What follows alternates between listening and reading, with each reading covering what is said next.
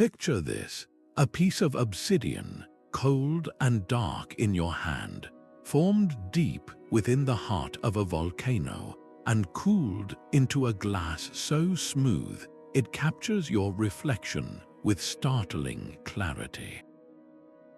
But what if this wasn't just a mirror? What if it was a gateway, a portal through which ancient priests, kings, and visionaries believed they could see into other worlds, speak with gods, and unravel the mysteries of existence itself? Across civilizations like the Maya and the Aztec, obsidian mirrors were far more than objects of beauty or utility. They were instruments of immense power, prophecy, and meaning, crafted with such skill and reverence that they bridged the gap between the earthly and the divine, the known and the unknowable. In this exploration, we're setting out on a journey to uncover the secrets behind these extraordinary artifacts, how they were made, how they were used, and why they held such profound significance in the spiritual and technological landscapes of ancient societies. We'll travel back in time to witness the mastery of artisans who shaped volcanic glass into perfect reflective surfaces without the tools we take for granted today. We'll step into sacred spaces where these mirrors were employed in rituals that could determine the fate of empires, and we'll see how they served as both scientific instruments and symbolic anchors in a universe rich with mystery. You're about to discover how something as simple as a polished stone could open doors to cosmic understanding, self-reflection, and communication with forces beyond our ordinary perception. This is a story of human ingenuity, spiritual yearning, and the timeless desire to see beyond the surface of things. So settle in, open your mind, and allow yourself to see history and humanity reflected in a whole new light. To truly grasp the significance of these ancient mirrors, we must first understand the very essence of the material itself. Obsidian begins its story not in the hands of a craftsman, but deep within the earth, in a place of immense heat and pressure. When a volcano erupts, it doesn't just spew ash and lava. It can unleash a specific type of molten rock called rhyolite. For obsidian to form, this rhyolitic lava must cool down at an incredibly rapid pace, so fast that the atoms within it don't have time to arrange themselves into an orderly crystalline structure. Instead, they freeze in place, creating a volcanic glass that is both incredibly sharp and remarkably uniform. This lack of crystal formation is what gives obsidian its signature conchoidal fracture, meaning it breaks into pieces with smooth, curved surfaces and edges that can be sharper than a modern surgical scalpel. This unique geological birth, born from the most violent and transformative forces on the planet, immediately set obsidian apart in the eyes of ancient people. It was a material that came from the underworld, a tangible piece of the Earth's fiery heart, and that origin story was woven into its very identity. This combination of practical utility and profound origin made obsidian an object of immense value across the ancient world. Long before it was polished into mirrors, it was a cornerstone of daily life and survival. Its razor-sharp edges made it perfect for crafting arrowheads, spear points, and cutting tools that were essential for hunting, butchering, and working with other materials. But its value extended far beyond mere function. Because it was a glass, it possessed a unique, deep, and almost liquid luster. When a piece was broken and its fresh surface caught the light, it seemed to hold a dark, internal glow.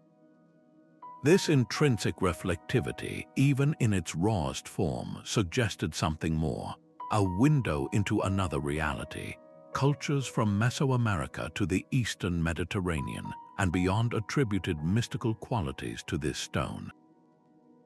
It was often associated with the underworld, not just because of its volcanic origins, but because its dark, reflective surface was seen as a boundary between the world of the living and the world of spirits.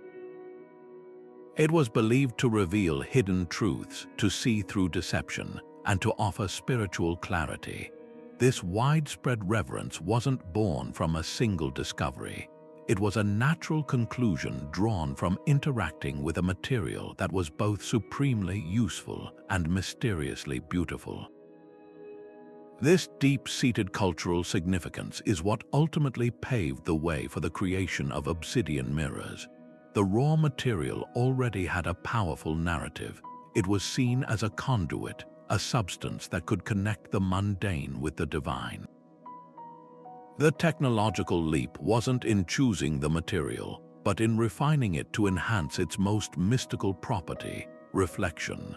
By painstakingly grinding and polishing a piece of obsidian until it achieved a near-perfect flatness and shine, ancient artisans were essentially amplifying its perceived power. They were transforming a piece of the volcanic underworld into a clear, dark window. This wasn't merely a technical innovation, it was a spiritual one. The mirror became the ultimate expression of obsidian's inherent potential. It took the stone's association with divination and spiritual clarity and made it tangible, creating an instrument that rulers and priests could use to literally peer into the unseen.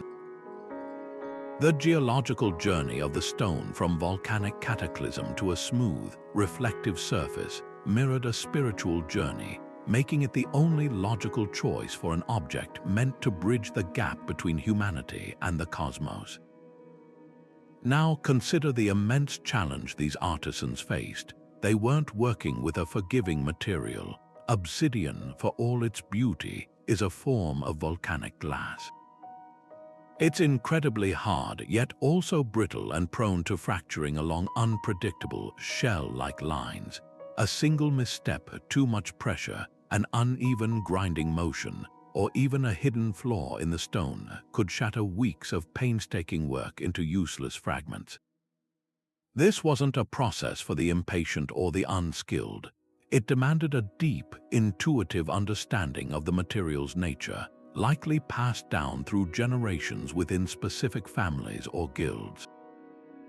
The artisan had to listen to the stone, to feel its resistance and respond with just the right amount of force.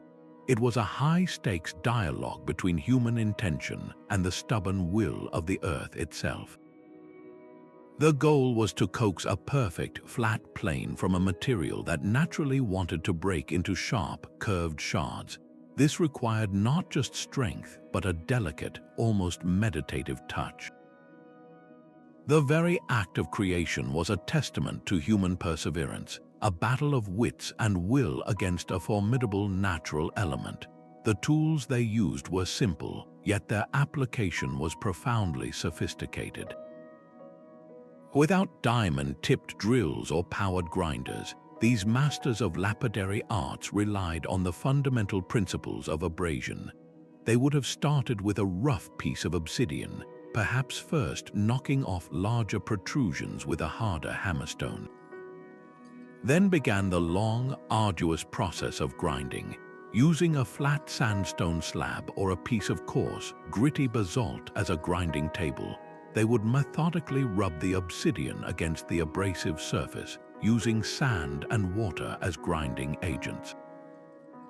Though water was crucial, it turned the dry sand into a slurry that did the actual cutting, and it also prevented the obsidian from overheating and cracking from friction. As the surface became progressively smoother, the artisan would switch to ever finer abrasives. They might use finer sands or even powdered minerals like hematite, progressing through grits just like a modern craftsman would. The final stages of polishing might have involved using soft, fibrous materials like leather or cloth, perhaps charged with even finer powders or even organic pastes made from plant materials to achieve that final, flawless, liquid shine. This was a process that could take hundreds, if not thousands, of hours. This transformation wasn't viewed as a mere technical procedure. For many cultures, the act of creating such a powerful ritual object was itself a sacred act, imbued with spiritual significance. The artisans themselves were often more than just craftsmen. They were often priests, shamans, or individuals of high status who were believed to possess not only technical skill, but also spiritual purity or a special connection to the divine. The workshop might have been a sacred space, and the process accompanied by rituals, prayers, or incantations. Each stroke of polishing could have been a meditation, a way of infusing the object with intention and power. The creation of the mirror was the first step in its ritual life. By the time the final polish was complete, the object was already charged with meaning, having been shaped not only by physical labor but by spiritual focus. This blurred the line between technology and sacrament, making the mirror a product of both the hand and the soul. The final product was a testament to this fusion of skill and spirit. The mirror itself, a dark, glossy disc that could hold a startlingly clear reflection, was often just the centerpiece. To frame this achievement and signify its importance, these mirrors were frequently set into elaborate backings made of the most precious materials available. In Mesoamerica, this often meant a frame of intricately carved wood, or a setting of brilliant green jade or gleaming gold. The Aztec Emperor Moctezuma, for example, was said to have possessed a mirror set in a frame of gold. These adornments were not mere decoration, they were a language of value and power.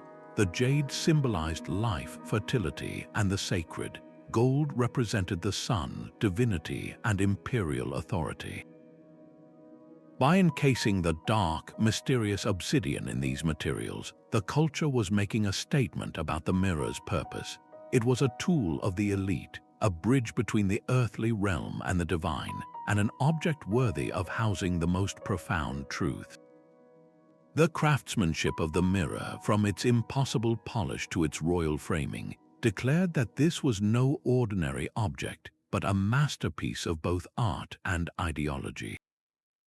In the grand ceremonial centers of the Aztec and Maya, these obsidian mirrors were far more than polished stones. They were instruments of profound authority, woven into the very fabric of rulership and divine communication.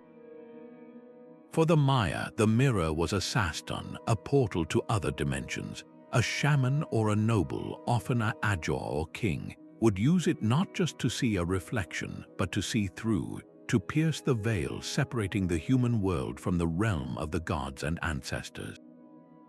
This wasn't mere superstition, it was a core component of their cosmology. They believed the universe was layered, with the heavens above, the earthly plane in the middle, and the watery underworld, Xibalba, below.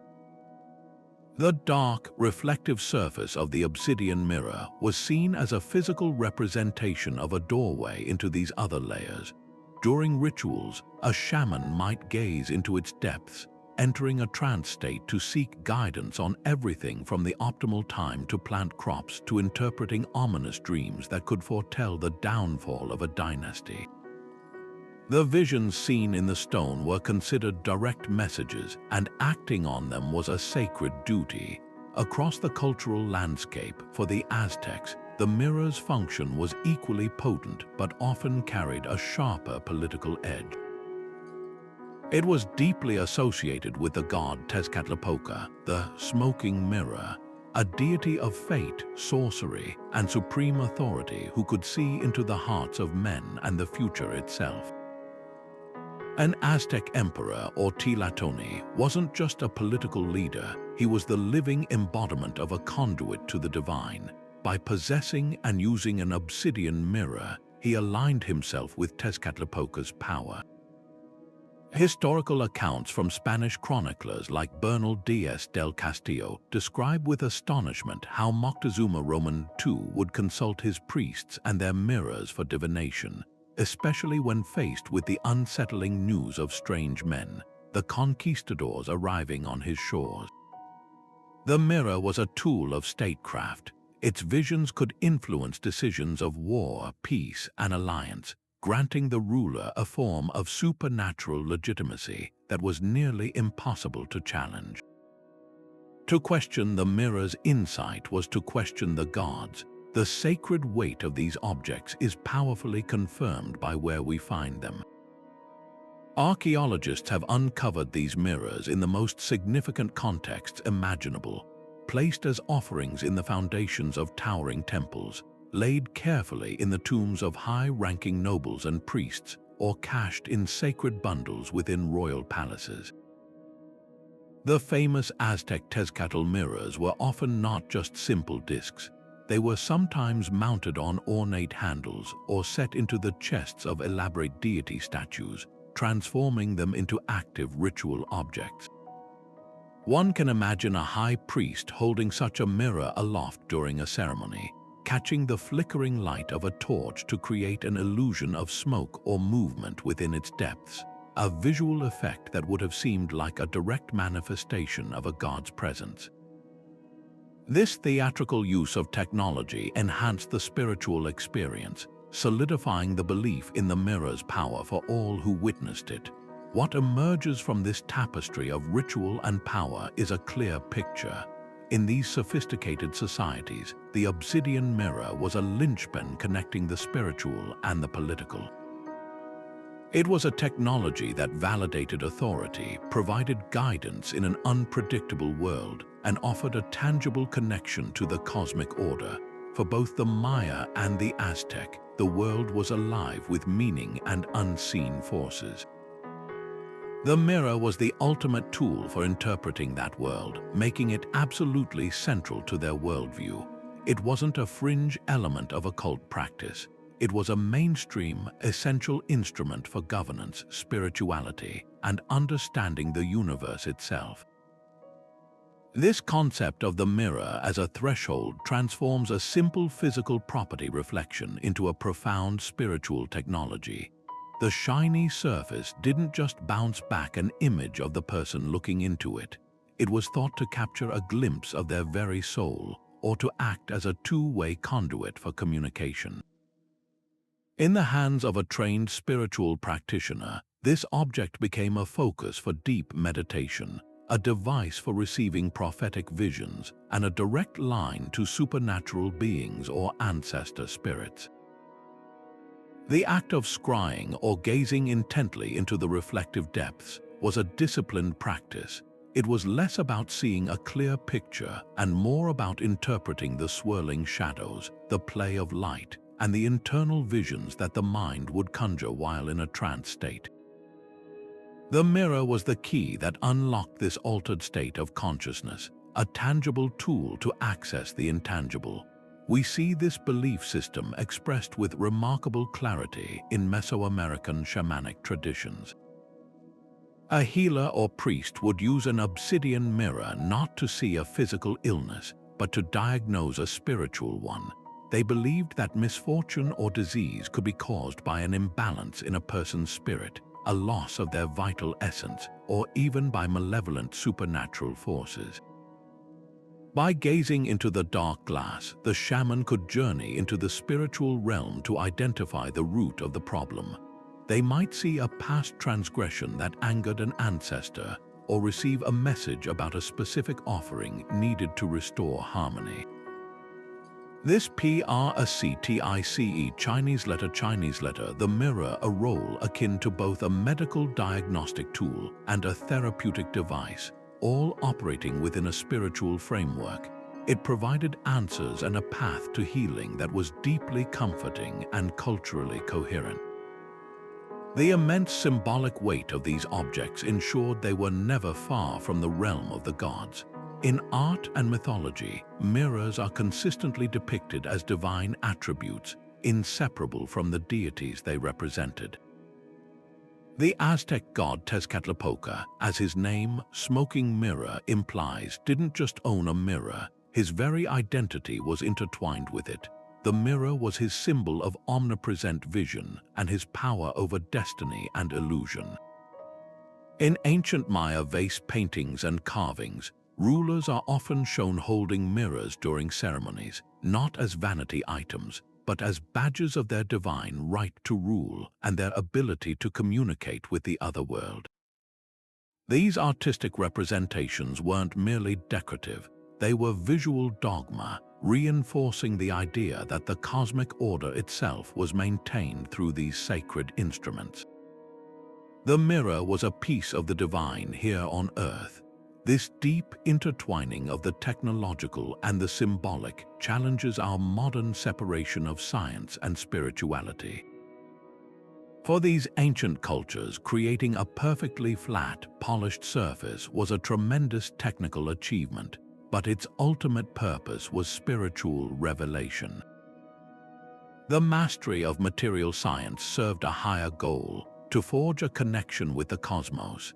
This reflects a universal and enduring human yearning to reach beyond the limits of our ordinary perception, to find meaning in the unseen, and to feel connected to forces greater than ourselves. The obsidian mirror stands as a powerful testament to this quest, proving that our ancestors sought answers to life's biggest questions not just with faith alone, but with ingeniously crafted tools that bridge the gap between the world of form and the world of spirit.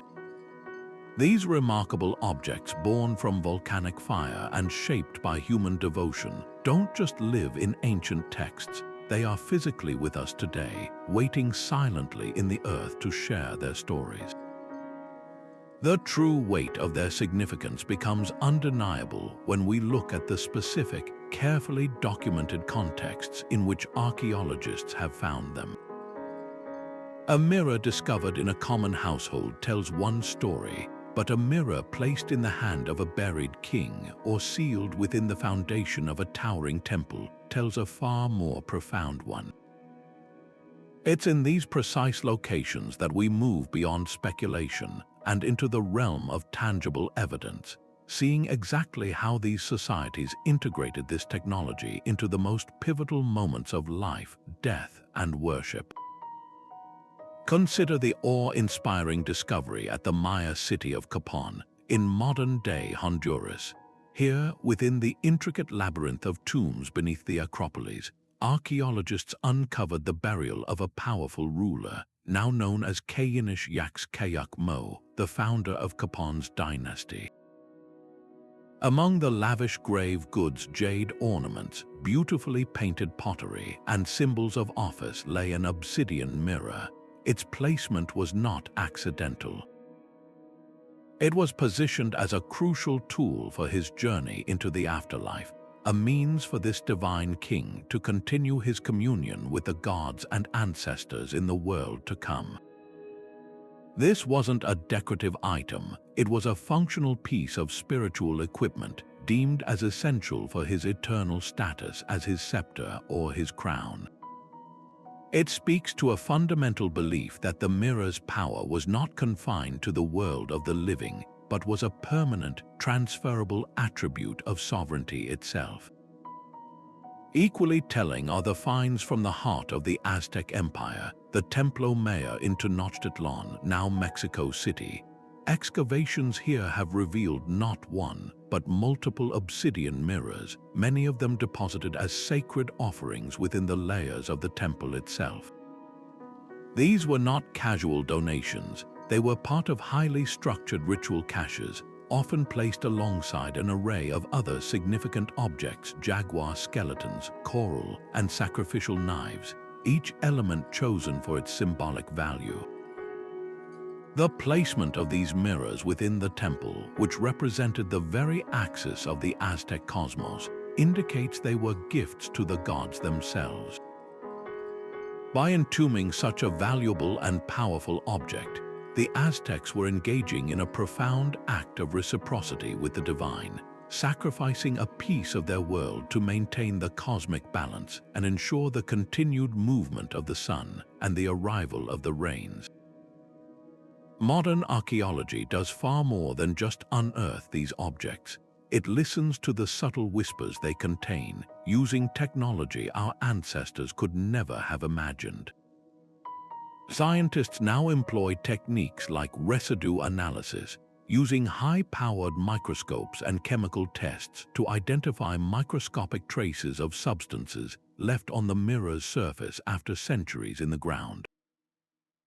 Imagine the revelation of finding traces of human blood, suggesting the mirror was anointed in life-giving sacrifice, or the detection of plant resins like copal incense, indicating it was regularly smoked in ritual to create the smoking mirror effect associated with Tezcatlipoca, transforming a spiritual concept into a tangible practice.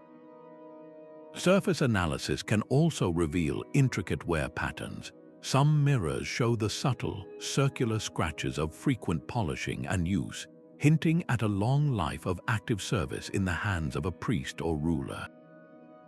Others remain in a state of pristine perfection, their surfaces unmarred, suggesting they were created for a single, ultimate purpose, to be offered to the gods, never to be used by human hands again. This physical evidence inevitably leads to deeper, more nuanced questions that challenge our assumptions. Why was one mirror worn from constant handling while another was buried in flawless condition? The answer likely lies in a complex hierarchy of use. A commonly handled mirror might have been a practical tool for a community shaman, used for regular divinations and healings. The pristine mirror, however, could have been a state object, owned by the ruler and so charged with sacred power that it was too dangerous for everyday use, brought out only for the most critical ceremonies before being permanently retired to the earth. Each discovery, therefore, doesn't just provide an answer, it refines our questions, pushing us to understand the intricate social and religious rules that govern these objects. Every fragment pulled from the soil is a new piece of the puzzle, helping us slowly reconstruct the rich, complex tapestry of belief that transformed a piece of polished volcanic glass into a window to the soul of a civilization. When we think of the great leaps in optical science, our minds often jump to the Renaissance or the modern era, to the polished lenses of Galileo's telescope or the complex mirrors of today's observatories. It's easy to overlook the profound innovations that occurred millennia earlier, but that is precisely where the story of reflective technology truly begins. These ancient obsidian mirrors were not merely spiritual tokens, they were among humanity's first sophisticated experiments with controlling light itself. The artisans who crafted them were, in a very real sense, early optical engineers. Their primary goal may have been spiritual communion, but the method to achieve it was a breathtaking feat of material science. By grinding a volatile piece of volcanic glass into a surface of near-perfect flatness and phenomenal polish, they created a tool that could manipulate light in predictable, repeatable ways. This was a conscious harnessing of natural principles, a technological leap that demonstrated a deep, if intuitive, understanding of reflection, focus, and perhaps even projection. Consider the basic physics at play. A perfectly flat, highly polished surface doesn't just create a reflection, it allows for the precise control of light rays. While we have no direct written manuals from these cultures detailing optical theory, the evidence is embedded in the artifacts themselves and the ways they were likely used. A high-quality obsidian mirror could have functioned as a rudimentary burning glass, focusing sunlight to a point intense enough to ignite tinder for ceremonial fires, a literal and symbolic harnessing of the sun's power. More intriguing is the possibility of their use in basic astronomical observation. While not telescopes, these stable reflective surfaces could have been used to safely track the movement of the sun or moon by capturing their glints, or to calibrate sightlines with architectural features during important solar events like equinoxes. This practical application would have seamlessly blended the scientific with the sacred, using empirical observation to mark dates vital for agriculture and ritual calendars. The potential for creating optical illusions points to an even more sophisticated understanding of visual perception. We know from historical accounts that the Aztec god Tezcatlipoca was associated with a smoking mirror. This wasn't just a poetic name. Researchers like astronomer Anthony Avani have suggested that priests may have deliberately used smoke or steam in conjunction with the mirrors during ceremonies. Imagine the scene in a darkened temple. A priest holds a mirror, and as incense smoke drifts across its surface, the flickering light of torches would create a shimmering, ethereal effect. The reflection would appear to waver and dance as if alive with spirit energy. This clever manipulation of light and atmosphere transformed a static object into a dynamic spectacle, a powerful tool of psychological theater that would have profoundly reinforced the belief in the mirror's divine connection. It was a masterful blend of physics and faith. This challenges a very modern and perhaps limited perspective that views technology and spirituality as separate or even opposing forces. For these ancient innovators, the two were inextricably linked. The quest to create a perfect mirror was a spiritual imperative, and the technological mastery required to achieve it was a form of devotion. They were exploring the fundamental properties of the natural world not for abstract knowledge, but to build a better bridge to the supernatural. In doing so, they pioneered concepts that would become the bedrock of later scientific fields. Their work with reflection and light prefigured the principles of optics. Their meticulous process of grinding and polishing laid groundwork for later lens making. Their experimental approach testing different abrasives, angles, and techniques was the essence of the scientific method, applied within a sacred context. This reveals a far more nuanced and intelligent picture of our ancestors. They were not simply mystics lost in superstition. They were keen observers and brilliant manipulators of their environment. Their laboratory was the workshop and the temple, and their experiments were directed toward understanding both the cosmos and the human place within it. The obsidian mirror stands as a powerful symbol of this integrated worldview, a testament to the idea that the drive to understand the universe, whether through prayer or through principle, is a fundamental part of the human story. They pushed the boundaries of what was possible with the resources they had, and in doing so, they left a legacy of innovation that echoes right into our own scientific age. While the civilizations of Mesoamerica perfected the art and ritual of the obsidian mirror, this fascination with reflective volcanic glass was not theirs alone. Across the globe and throughout antiquity, we find other cultures drawn to the mysterious depths of obsidian, each weaving it into their own unique tapestry of belief and technology. This global perspective reveals something profound. The human impulse to seek meaning in reflection is a universal constant, even as the methods and meanings beautifully diverge based on local environment, resources, and spiritual worldview.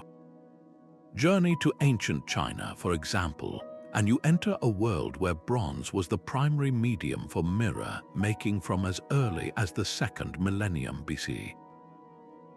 These were not mere vanity items. Chinese bronze mirrors were intricate talismans, often cast with cosmological symbols like the 12 animals of the zodiac or the cardinal directions, and were believed to harness light to reveal truth and repel malevolent spirits. They were placed in tombs to guide the deceased in the afterlife and used in geomancy or feng shui to manipulate energy flow. Yet, even within this well-established bronze tradition, there is evidence that polished obsidian held a special, potent niche. In regions with access to volcanic deposits, this volcanic glass was sometimes fashioned into smaller, more personal ritual objects. Its inherent properties, its origin in the Earth's fiery core, and its ability to hold a dark, almost liquid reflection likely made it a powerful alternative to metal. It may have been seen as a more direct conduit to the underworld or the raw, untamed forces of nature, used by shamans or spiritual specialists for scrying practices that sought to reveal hidden truths or diagnose spiritual ailments, much like their counterparts in the Americas. This shows that a culture can have a dominant mirror technology while still reserving a sacred space for the unique power of volcanic glass. Across the continents and seas in the ancient Mediterranean world, we see a similar pattern of material preference shaped by availability. The great civilizations of Egypt, Greece, and Minoan Crete had abundant access to metals and excelled in metallurgy.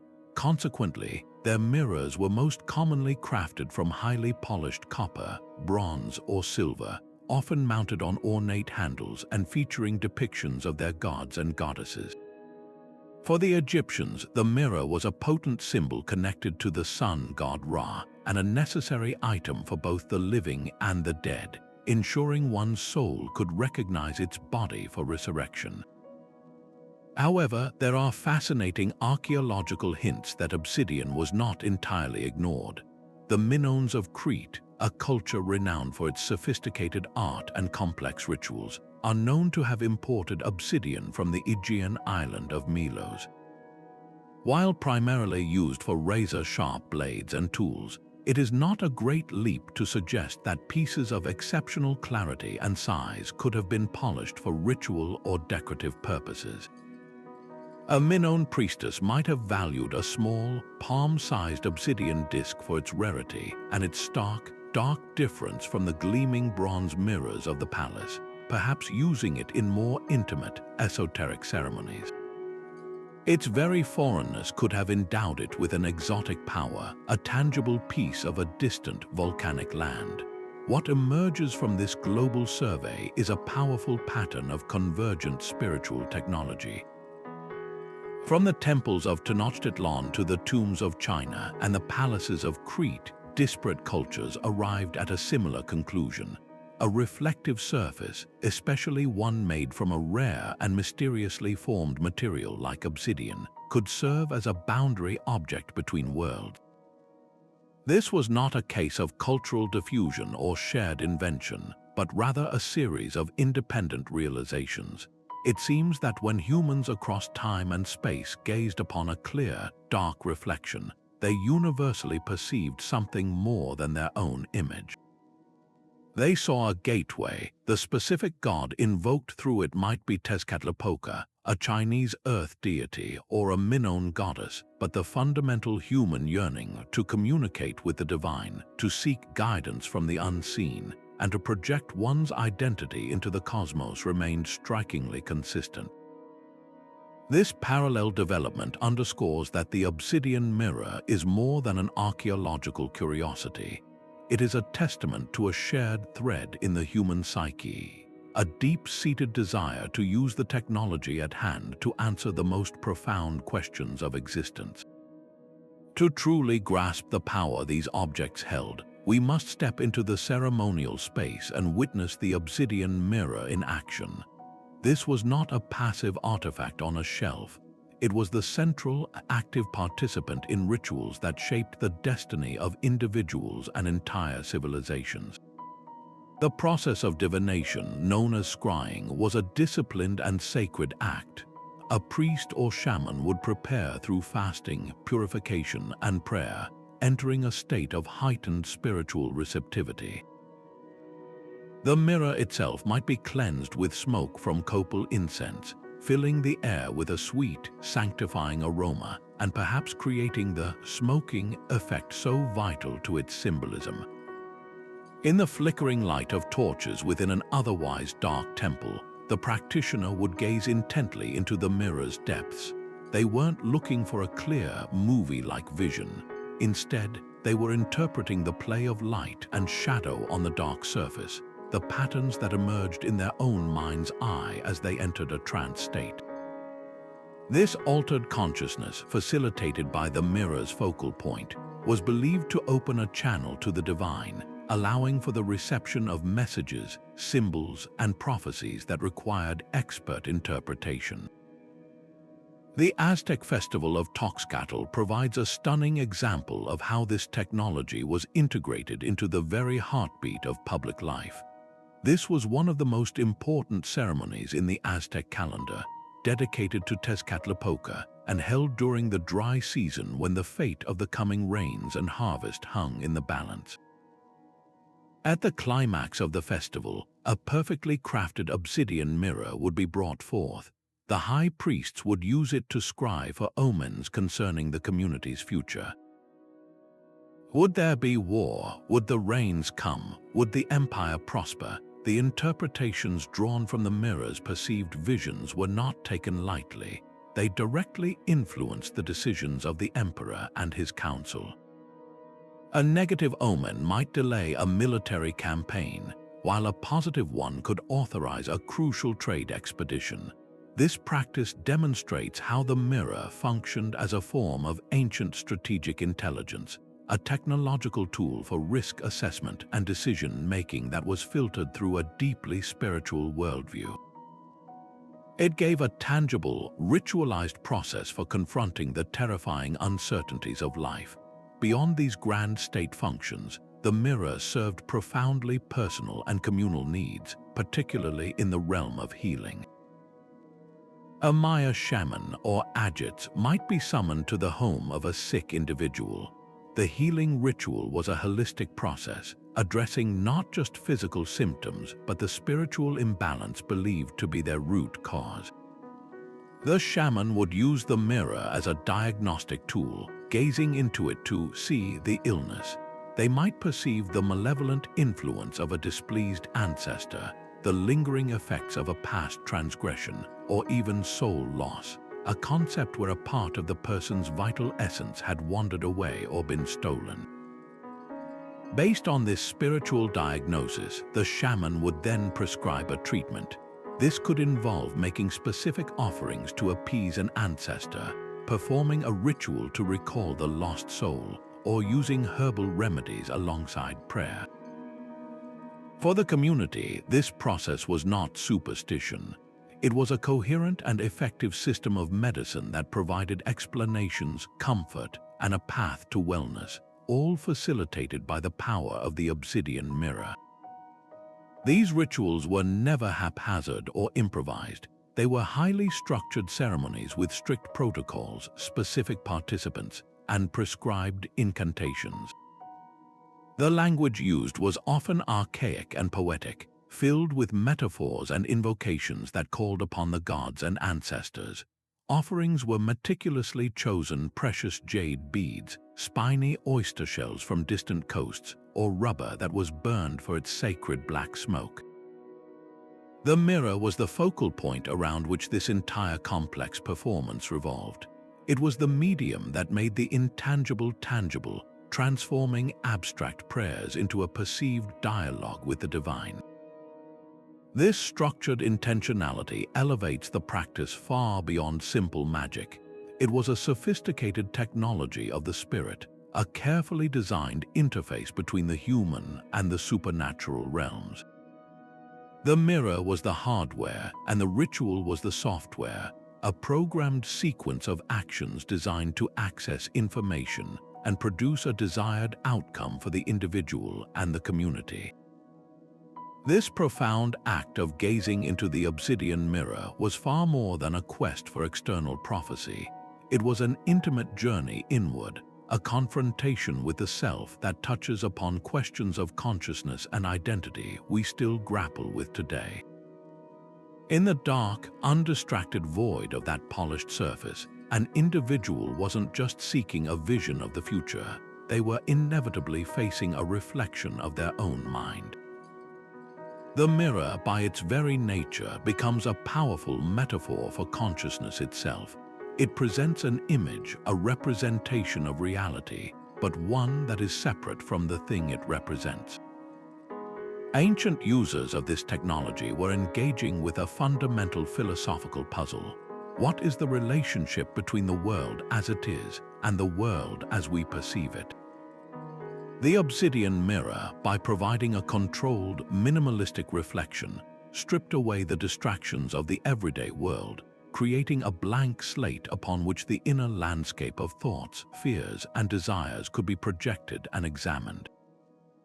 This practice suggests an early, intuitive understanding that our perception shapes our reality, and that by mastering our inner vision, we might better understand our place in the cosmos. This concept of the mirror as a metaphor for the soul or mind is a thread that runs through numerous traditions long before the advent of modern psychology.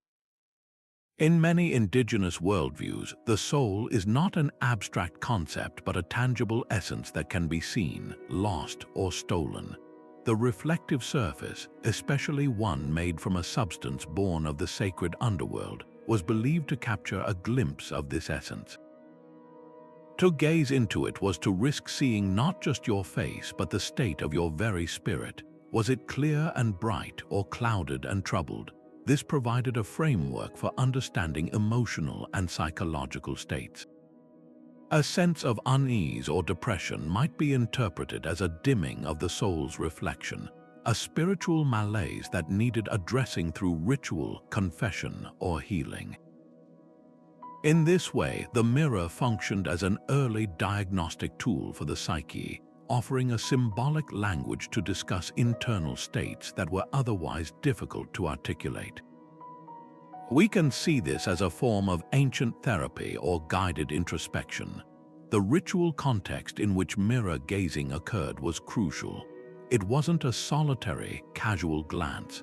It was a structured process facilitated by a shaman or elder who acted as a guide, helping the individual interpret the swirling shadows and the internal visions that arose. This is strikingly similar to modern therapeutic practices where a therapist helps a client explore their subconscious thoughts and feelings. The shaman might ask, "What do you see?" prompting a narrative that would reveal hidden anxieties, unresolved conflicts, or unacknowledged desires. By externalizing these internal struggles onto the neutral, accepting surface of the mirror, a person could achieve a kind of catharsis or clarity. They could confront aspects of themselves they usually avoided, all within the safe container of ritual, which provided meaning and a path toward integration and healing. It was a technology for emotional and spiritual hygiene. This deep, philosophical engagement with the nature of self makes these ancient practices remarkably relevant today. In our digital age, we are surrounded by a new kind of mirror, the screens of our phones and computers that reflect back curated versions of ourselves and our lives through social media. These modern interfaces shape our identity and perception of reality, much like the obsidian mirror did for ancient peoples, though often with less intentionality. The ancient use of the mirror invites us to consider our own relationship with technology and reflection.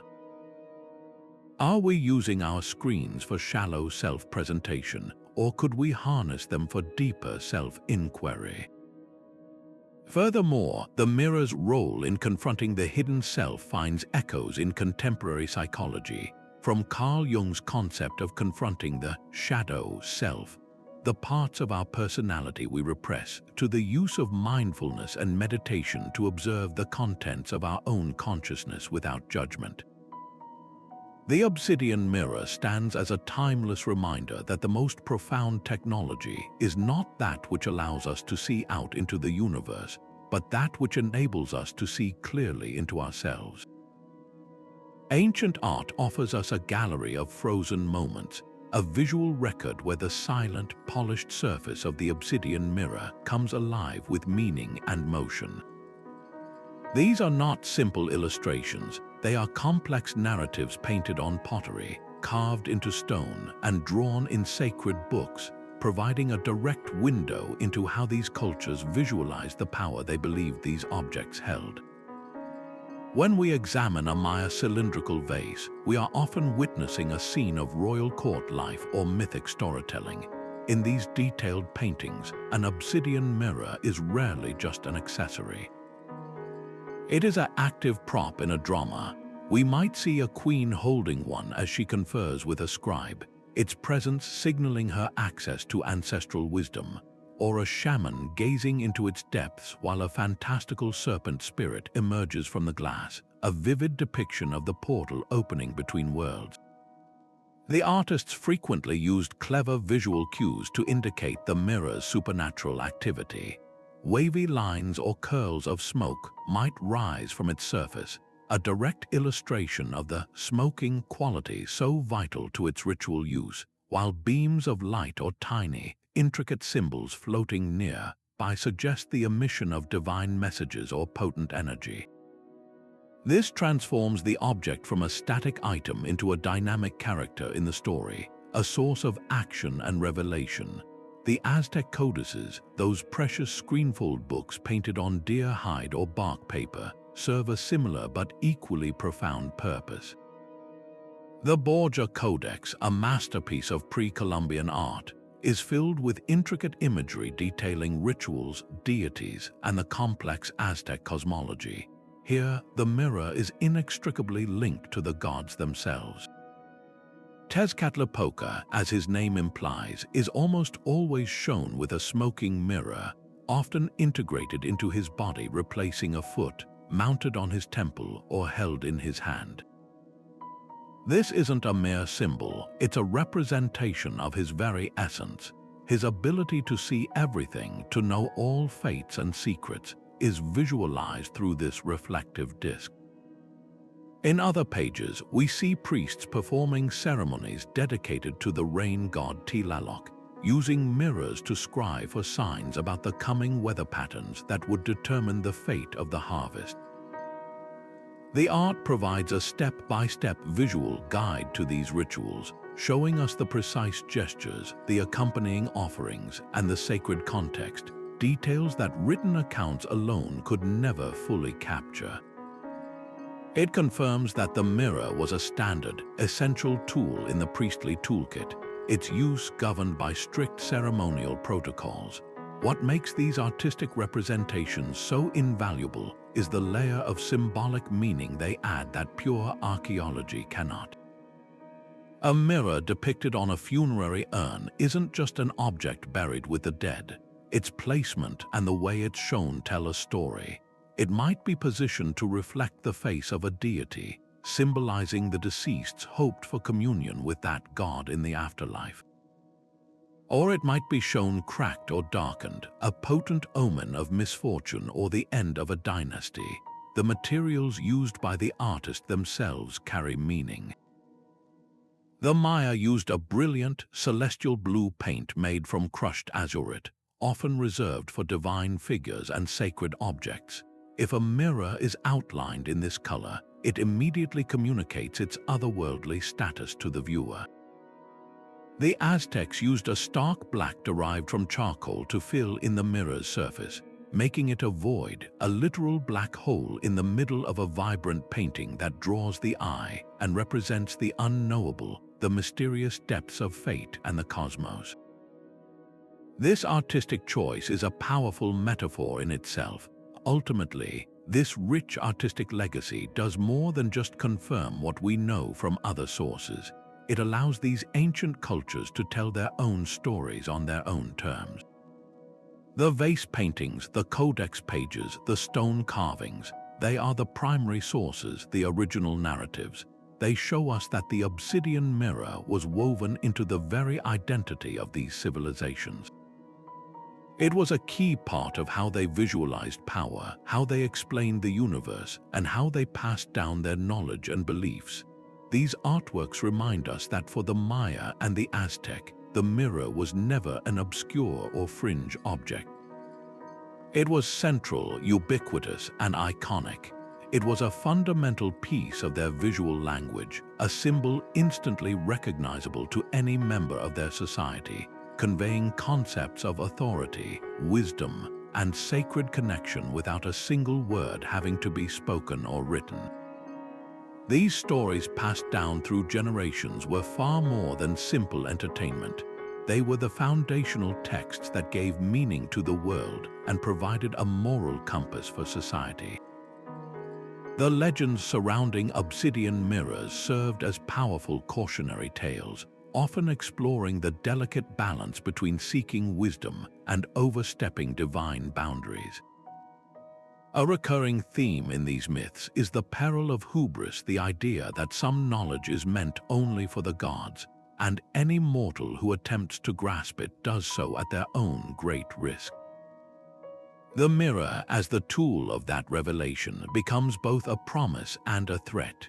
It offers a glimpse of ultimate truth, but that glimpse often comes with a terrible price, teaching listeners about the importance of respecting limits and honoring the natural and supernatural order.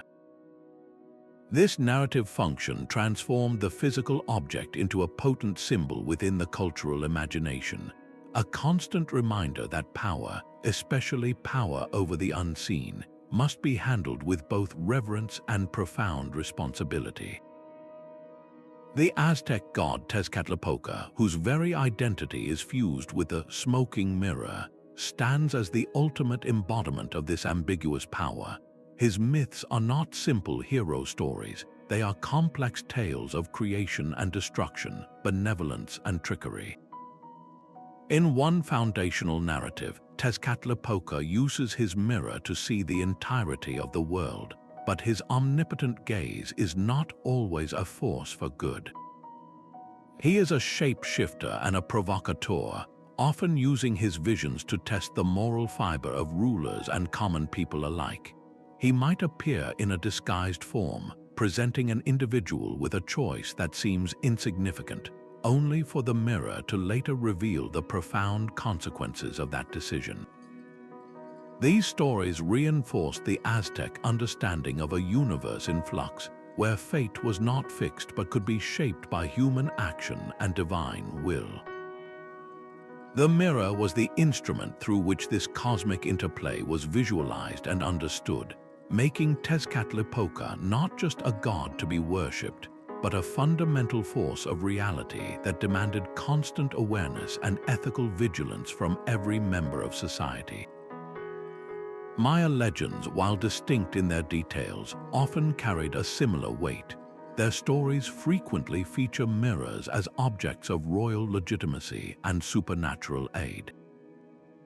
A common trope involves a hero or a future king who must journey into the underworld, Xibalba, a place of terrifying tests and trickster gods. In these tales, an obsidian mirror is often the crucial item that allows the hero to see through deception, to recognize a disguised lord of the underworld, or to find a hidden path that leads to salvation. The mirror doesn't grant invincibility. Instead, it grants clarity in a realm designed to confuse and disorient. This narrative function directly mirrored, no pun intended, the real-world use of mirrors by Maya rulers. Just as the mythical hero used the mirror to prove his worth and claim his destiny, so too did a real king use his ritual mirror to demonstrate his divine connection and his ability to navigate the complex spiritual landscape for the benefit of his people. The lore provided a mythic precedent for a very real political and spiritual technology. Beyond these grand cosmological stories, folklore at a more local level often attributed more intimate and sometimes darker powers to these objects. There are whispers in the ethnographic record of tales about mirrors that could capture a person's soul if they gazed into it for too long, or mirrors that held the spirit of a powerful ancestor, offering guidance but also demanding respect. Some stories might warn of a mirror that showed a person their true nature, which could be a devastating revelation leading to madness if they were not prepared to face it. These smaller, personal legends highlight the deep psychological power these objects held. They were not just tools for priests and kings. In the popular imagination, they were alive with potential energy, capable of blessing or cursing a household based on how they were treated. This rich tapestry of local lore ensured that the significance of the obsidian mirror was not confined to temple walls, but was woven into the very fabric of daily life and everyday fears. By exploring these myths, we gain access to the ancient mind. we see how people used the power of narrative to explain the unexplainable, to give form to their fears and aspirations surrounding a technology they revered but did not fully understand in a modern scientific sense. The obsidian mirror was a tangible, physical object that they could hold and use, but its most important functions were intangible. Storytelling became the bridge between the object and its meaning. It provided a framework for understanding why the mirror worked, what forces were involved, and what rules governed its use. These legends transformed a cleverly polished piece of volcanic glass into a character in the human drama, a participant in the ongoing story of creation, power, and morality. They ensured that the technology's legacy would endure long after the specific rituals were forgotten, preserving its symbolic power in the collective memory of culture.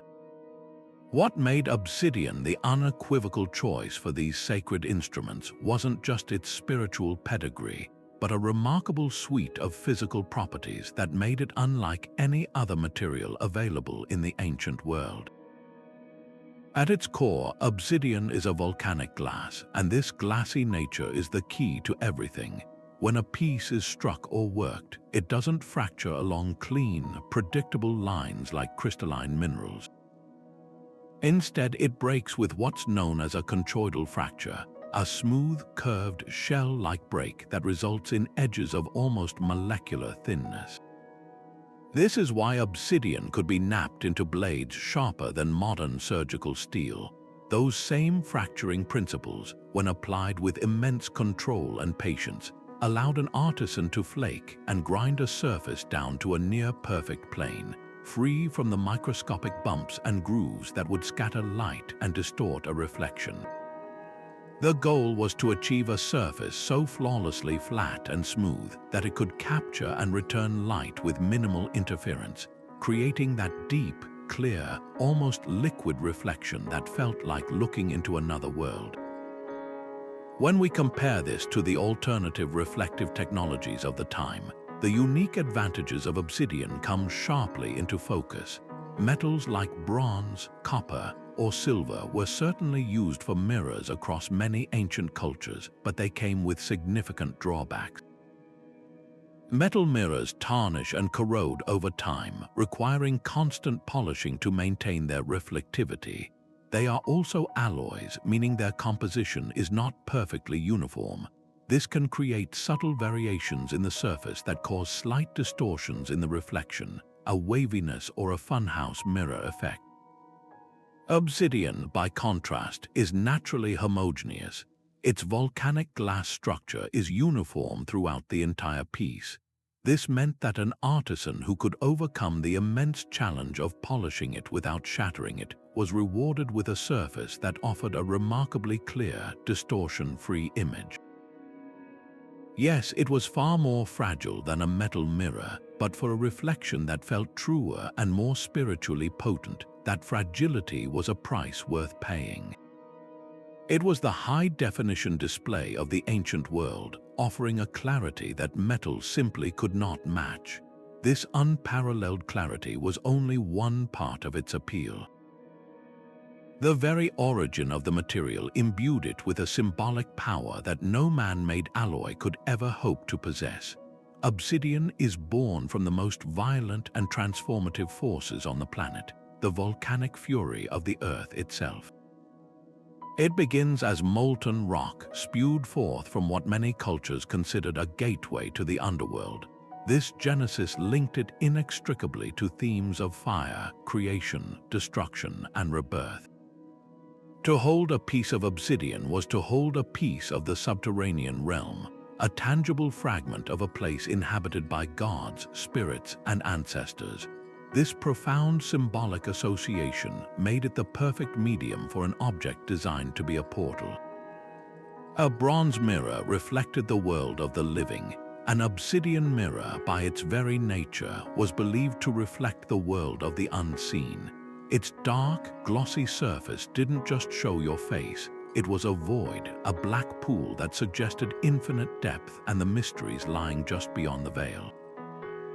This combination of physical perfection and deep spiritual resonance made it the ultimate material for a tool of divination. Modern science now allows us to appreciate the incredible discernment of these ancient craftsmen on an entirely new level. Using non-destructive techniques like X-ray fluorescence spectrometry, archaeologists can analyze the chemical fingerprint of an obsidian mirror found hundreds of miles from its source. Every volcanic flow has a unique signature of trace elements, things like zirconium, strontium, and rubidium.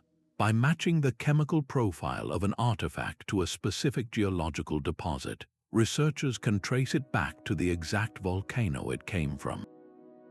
These studies have revealed astonishing facts.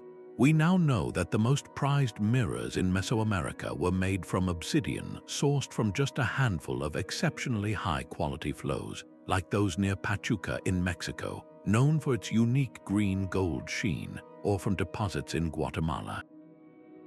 This wasn't a case of using whatever volcanic glass was nearby. Ancient societies maintained vast trade networks to procure the absolute best material for these sacred objects.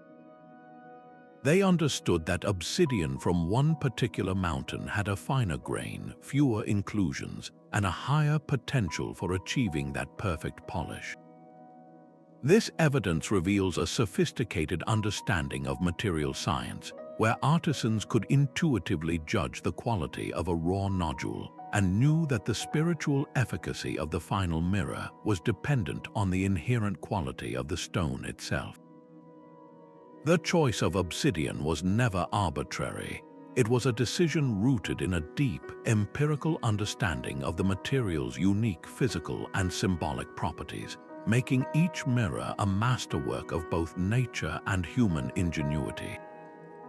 Consider the immense journey of a single obsidian mirror, from its raw volcanic birth to its final resting place in a royal tomb. This object, so deeply personal and sacred, was often the product of a vast and sophisticated economic network that spanned hundreds of miles. The prized obsidian used for the finest mirrors wasn't just picked up from any nearby hillside. It was sourced from specific, legendary volcanic flows known for their superior quality. In Mesoamerica, the most sought-after material came from places like the Pachuca mines in modern-day Hidalgo, Mexico, famous for its distinctive green-gold sheen, or from the El Chayal and Ixtepec sources in the Guatemalan highlands. These were not casual quarries. They were industrial-scale operations, with evidence of deep mining shafts and workshops where the raw material was pre-formed into manageable cores or rough blanks before embarking on its long journey.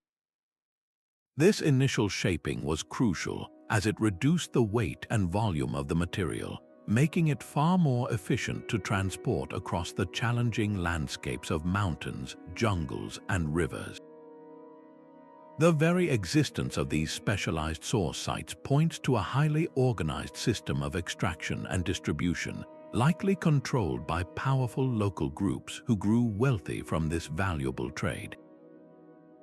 The mechanisms of this trade were as complex as the societies they connected.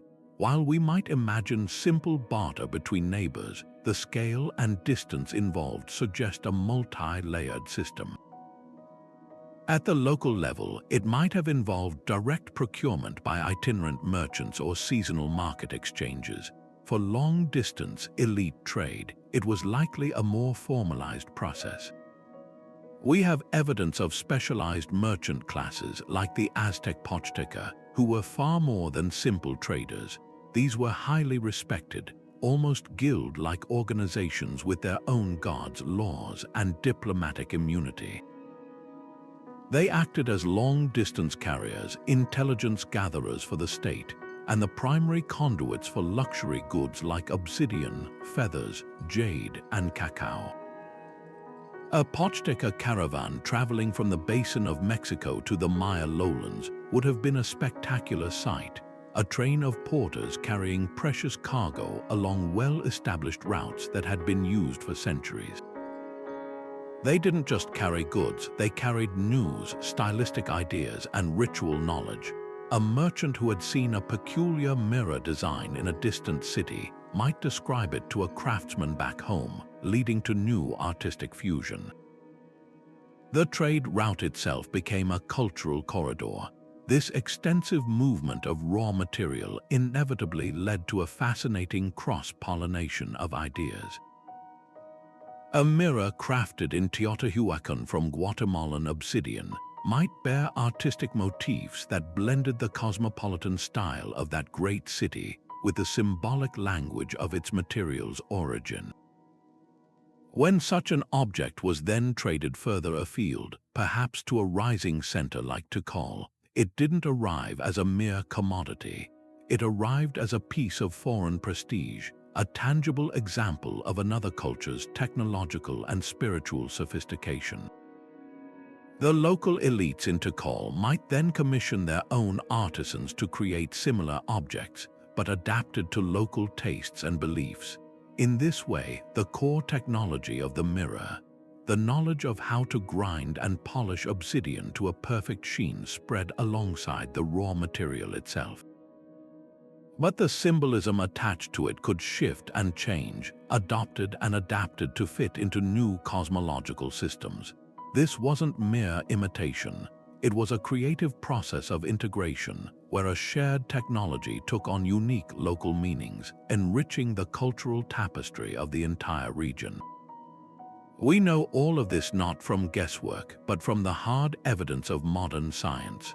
Archaeologists use a technique called trace element analysis, often with X-ray fluorescence spectrometers, to read the unique chemical signature of an obsidian artifact. Every volcanic flow has a distinct fingerprint, a specific combination of trace elements like zirconium, strontium, and barium. By taking a tiny, non-destructive reading of a mirror in a museum, researchers can match its chemical profile to a specific geological source, sometimes even pinpointing the exact mountain it came from. This has allowed us to map ancient trade routes with astonishing precision. We can now trace a mirror found in a ceremonial cache at Capon, Honduras, back to the Ixtepec source in Guatemala, a journey of over 200 kilometers through difficult terrain. These scientific maps reveal a Mesoamerica that was incredibly interconnected, with goods and ideas flowing along routes that linked the highlands with the lowlands, the coast with the interior, in a dynamic web of exchange that flourished for millennia before European contact. This perspective fundamentally changes how we view an object like an obsidian mirror. It is no longer just a local artifact, the product of a single culture working in isolation. Instead, it is a globalized object in an ancient world. It is the culmination of a vast collaborative effort: miners who extracted the stone, traders who risked long journeys to transport it, artisans in a distant urban center who mastered its difficult nature, and finally, the elite who used it to connect to the gods. The mirror becomes a symbol of this vast, interregional economy, a testament to the human drive to connect, to trade, and to share the best of what their world had to offer. It shows us that the ancient world was not a collection of isolated villages, but a network of sophisticated societies linked by commerce and a shared fascination with the mysteries held within a piece of polished volcanic glass. The conversation surrounding these ancient mirrors is far from settled. In fact, it's more vibrant than ever as contemporary scholars bring fresh perspectives and cutting-edge tools to the table. Today's researchers aren't just archaeologists digging in the dirt. They're anthropologists, art historians, materials scientists, and even psychologists, all collaborating to peel back the layers of meaning from these polished surfaces.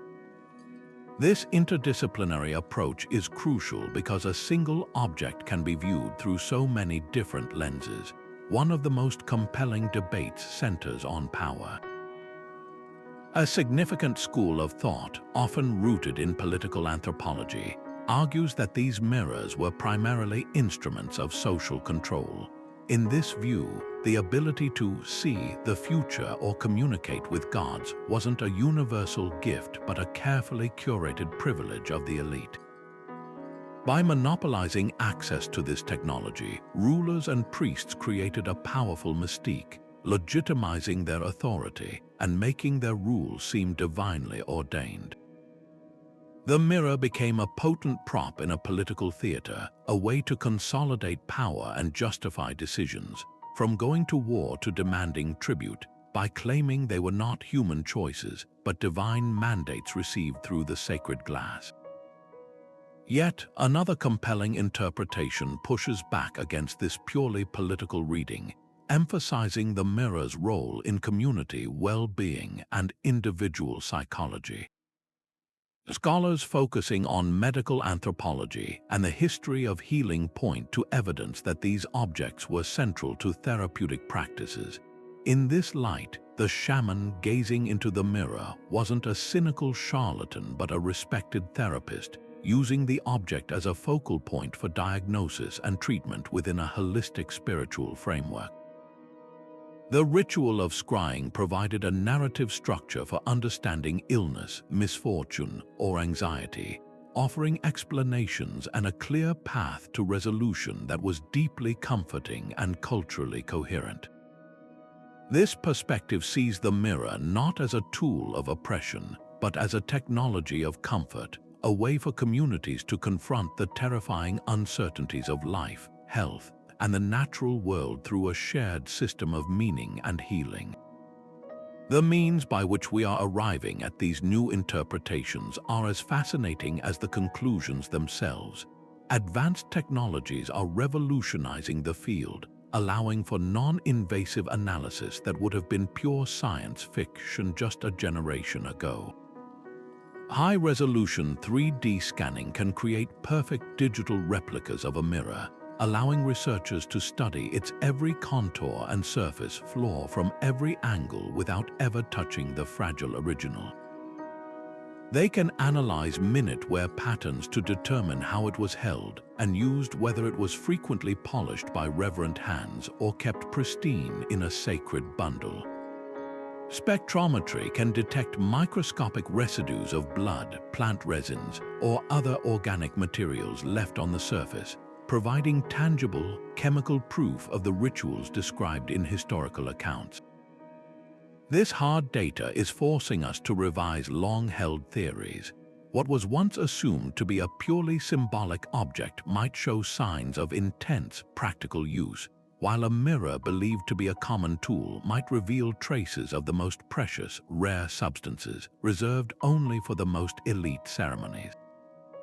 This dynamic, ongoing dialogue is a powerful reminder that history is not a static set of facts locked in a textbook. It is a living, breathing conversation that constantly evolves as we ask new questions and develop new ways to seek answers. Each technological breakthrough, each new theoretical framework, offers another window into the minds of the people who crafted and used these extraordinary objects. The obsidian mirror, once a window to the divine for an ancient priest, has now become a window to the past for us. It continues to challenge our assumptions about the separation between technology and magic, science and spirituality, and it inspires us to appreciate the sophistication and depth of ancient thought. The study of these artifacts is a humbling and thrilling process, a testament to the fact that the human quest for understanding, whether through the polished surface of volcanic glass or the glowing screen of a computer, is a story that is always being written. The echoes of these ancient obsidian mirrors did not fade with the fall of Mesoamerican empires. Instead, their legacy rippled through centuries, weaving itself into the very fabric of later technological and spiritual thought. This was not a simple continuation but a process of adaptation and evolution, where the core idea of the mirror as a portal was continually reinvented to suit new cultural contexts.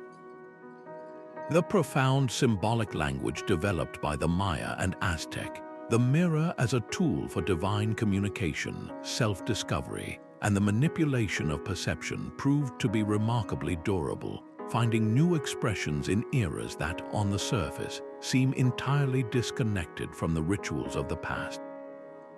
Consider the fascinating figure of John Dee, the brilliant Elizabethan mathematician, astrologer, and advisor to Queen Elizabeth I. In the 16th century, a time when Europe was poised on the brink of the scientific revolution, Dee was deeply engaged in practices that would have felt intimately familiar to an Aztec Tlamatquaque priest. Dee used a speculum, a mirror often made of highly polished obsidian or black glass, for the purpose of scrying. He believed that by gazing into its depths, he could communicate with angelic beings who would impart divine knowledge, including a unified language of creation and secrets of the natural world. Here, in the court of a Renaissance queen, we see the ancient Mesoamerican technology repurposed within a Christian mystical framework. For Dee, the mirror was not just a spiritual tool, it was an instrument of discovery, a means to access higher truths that could advance both spiritual and scientific understanding. His work represents a direct bridge, showing how the pre-modern world still saw no contradiction between exploring the cosmos through mathematics and through a polished piece of stone, blending empirical inquiry with spiritual revelation in a way that echoed much older traditions. This symbolic power of the mirror continued to permeate our collective storytelling, finding a permanent home in folklore and literature. The most famous example is the magical mirror in the fairy tale of Snow White, a story with roots that stretch back for centuries. This mirror is far more than a vanity item. It is an oracle, a disembodied voice of truth that holds ultimate knowledge, who is the fairest of them all. It is all-knowing, cannot lie, and its pronouncements drive the entire plot, leading to obsession, treachery, and ultimately redemption. This narrative device captures the ancient duality of the mirror perfectly. It can reveal a painful truth, and it can be an object of dangerous obsession. The fairy tale mirror, much like the scrying mirror of a shaman, holds a power that is both coveted and feared, a direct descendant of the belief that reflective surfaces could access a knowledge beyond the ordinary. In the 20th century, the mirror took on a new, deeply psychological dimension with the work of psychoanalyst Jacques Lacan and his theory of the mirror stage. Lacan proposed that between the ages of 6 and 18 months, an infant first recognizes its own reflection in a mirror and, with the encouragement of its parents, forms a primordial sense of self. This moment is foundational but also, in Lacan's view, the root of a lifelong alienation. The child jubilantly identifies with this coherent, whole image in the glass, but this I is an ideal, an external reflection that is forever separate from the internal, fragmented experience of the self. Lacan's complex theory essentially intellectualizes the ancient mystical dilemma. The mirror shows us ourselves, but is that image the truth, or is it an illusion? It modernizes the mirror's age-old role as a catalyst for confronting identity, transforming it from a tool for speaking with gods into a framework for understanding the very construction of the human psyche. The quest for self-knowledge, once pursued in dark temples, had now moved to the therapist's couch, yet the fundamental instrument of inquiry, the metaphor of reflection, remained powerfully unchanged. This enduring legacy demonstrates that the ancient invention of the mirror system was one of humanity's most pivotal cognitive breakthroughs. It provided a durable metaphor and a versatile technology that could be endlessly adapted to explore the two greatest mysteries, the universe outside and the universe within. From the scrying rituals of John Dee to the magical objects of fairy tales and the foundational theories of modern psychology, the echo of the obsidian mirror is unmistakable. It reminds us that our drive to use technology to see more, to know more, and to understand ourselves more deeply is a timeless human impulse, connecting the shaman, the scientist, the storyteller, and the seeker across the vast expanse of history. Yet this vital work of preservation and study is increasingly framed by a complex and essential ethical conversation, one that asks us to consider not just how we care for these objects, but who has the ultimate right to steward them. For many indigenous communities across Mesoamerica, an obsidian mirror is not merely an artifact to be analyzed under a microscope. It is a living piece of ancestral heritage, a sacred object that retains its spiritual potency and cultural meaning across centuries. The act of removing such an item from its homeland and placing it behind glass in a distant museum, often collected during periods of colonial expansion or conflict, can be experienced as a continuing act of cultural displacement. This perspective challenges the traditional archaeological model, where the primary goals have been preservation, scientific study, and public display, and instead calls for a framework built on respect, reciprocity, and often repatriation.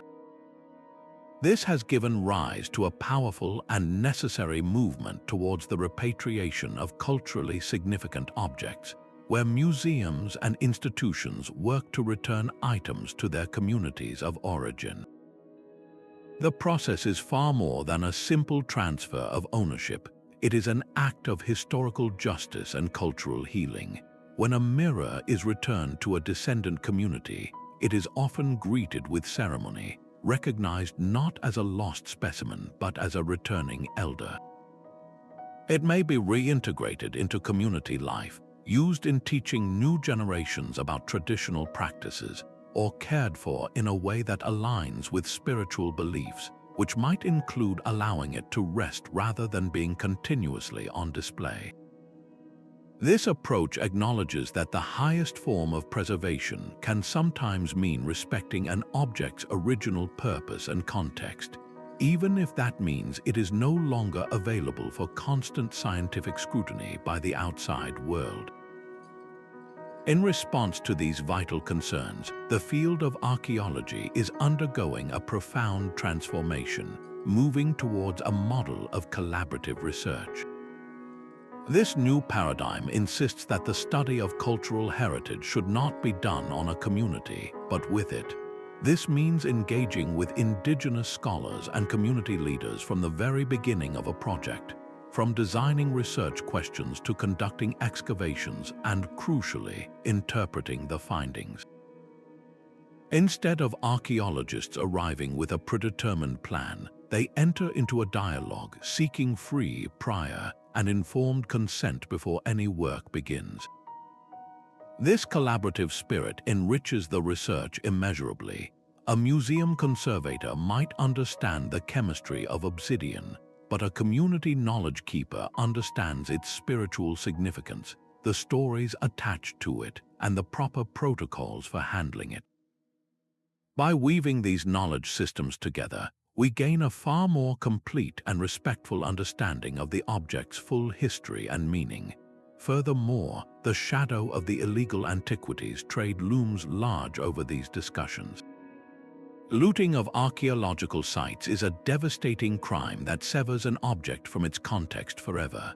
A mirror ripped from an unrecorded burial mound loses its story. We can never know who it was buried with, what other objects accompanied it, or what its placement might have told us about ancient rituals. This not only robs science of invaluable data, but is a profound disrespect to the community whose ancestors' rest has been disturbed. Every time a looted artifact is purchased on the black market, it fuels this cycle of destruction. Ethical collecting practices for museums now strictly prohibit acquiring objects without a clear and legal provenance, ensuring that their collections are built on a foundation of respect rather than exploitation. This entire ethical landscape compels us to rethink the very purpose of a museum. Is its role solely to display objects for a curious public, or is it to serve as a responsible caretaker and a bridge between past and present communities? More institutions are now embracing the latter view, creating exhibitions in partnership with descendant communities. This can involve co-curation, where community members have a direct voice in how their heritage is presented, what language is used on labels, what stories are emphasized, and even whether certain sacred objects should be photographed or displayed at all. This collaborative approach transforms a museum from a temple of static display into a dynamic space for cross-cultural dialogue and education, where different ways of knowing are not just acknowledged but celebrated. It recognizes that the most important legacy of an ancient obsidian mirror is not just what it can tell us about the past, but how it can help us build more respectful and equitable relationships in the present. To truly bridge the gap between the artifacts we find and the living people who made them, a group of dedicated researchers turn to experimental archaeology, a hands-on discipline that seeks to understand the past by actively recreating it. This isn't about guesswork. It's a rigorous scientific process that begins with deep research into historical accounts and archaeological findings to identify the most likely tools and materials available to ancient artisans. The experimental archaeologist then attempts to use only these items: river-rounded cobbles for hammering and rough grinding, slabs of coarse sandstone for abrasive grinding, sand of various grits mixed with water to form a cutting slurry, and finally, soft leather or fibrous plants charged with fine powders for the final polish. The goal is to travel back in time using one's own hands to feel the same resistance, confront the same challenges, and perhaps glimpse the same satisfaction as an ancient craftsperson transforming a lump of volcanic glass into a sacred object. The immediate and humbling revelation from these experiments is the sheer, staggering amount of time and physical effort required. Modern attempts to grind even a small palm-sized mirror to a reflective finish using only period-appropriate methods can take well over 100 hours of dedicated, painstaking labor. Every movement is a calculated risk. Obsidian's conchoidal fracture, which makes it so brilliantly sharp, also makes it incredibly unforgiving. A moment of too much pressure, an uneven stroke, or an unseen internal flaw can cause the entire piece to snap or splinter, undoing weeks of progress in a single, heartbreaking instant. This constant threat of catastrophic failure underscores the immense skill and patience of ancient artisans. Their expertise wasn't just learned, it was earned through a lifetime of experience, likely passed down through generations within specific families or guilds who guarded their hard-won secrets closely. This hands-on replication moves us beyond abstract admiration into a space of profound respect for the mastery embedded in every finished mirror. Beyond the physical toll, many participants in these experiments report a surprising psychological shift during the long, repetitive process. The rhythmic, monotonous motion of grinding the circular rub of stone on stone, the sound of abrasive grit, the focus required to maintain perfect pressure can induce a trance-like meditative state. This has led researchers to a compelling theory. The act of creating the mirror may have been as much a spiritual preparation as a technical one. It's not difficult to imagine that the weeks or months spent crafting a sacred object were accompanied by prayers, chants, or songs intended to purify the artisan and imbue the emerging mirror with spiritual intention. The process itself becomes a ritual, a slow and deliberate act of creation where the craftsman's focus and devotion are literally polished into the very surface of the object. This transforms the mirror from a mere product into a vessel, charged with purpose long before it was ever used in a formal ceremony. These practical experiments also serve as a crucial laboratory for testing long-standing archaeological theories. For years, experts have speculated that ancient polishers might have used organic compounds to achieve their final, dazzling finish. Experimental archaeology puts these ideas to the test. Trying to polish with sand and water alone might achieve a hazy reflection, but adding a lubricant like animal fat or plant oil changes everything. It allows the abrasive particles to slide more smoothly, reducing scratching and enabling a much finer, clearer polish. Similarly, testing the use of a paste made from certain crushed plants or resins can reveal which local materials yield the best results. When a modern experimenter achieves a brilliantly reflective surface using only materials available to the Maya or Aztec, it moves a hypothesis from the realm of speculation into the realm of high probability. This tangible proof helps refine our understanding of their chemical knowledge and resourcefulness. Ultimately, this discipline does more than just confirm how something was done. It forges an empathetic connection across centuries. By blunting their own fingers on coarse sandstone, by feeling the ache in their shoulders from hours of grinding, and by experiencing the heart-sinking crack of a failed attempt, experimental archaeologists gain an intimate appreciation for the ancient artisan's journey. They understand that each surviving mirror represents not only a technological triumph, but also a profound investment of human spirit, time, and belief. This approach allows us to move beyond seeing these objects as cold, static artifacts in a museum case, and instead to perceive them as they were meant to be seen, as the crystallized essence of skill, patience, and devotion, a testament to the human capacity to shape the raw forces of nature into a window for the soul. This enduring fascination with ancient mirror symbolism reveals a profound human need to find meaning in reflection, a need that has not diminished but has instead evolved to find expression in the most contemporary corners of our lives. In modern spiritual movements, particularly within neo-pagan and New Age communities, we see a direct and conscious revival of these ancient practices. Individuals are seeking out authentic obsidian mirrors or modern recreations, not as museum pieces, but as active tools for meditation, scrying, and spiritual exploration.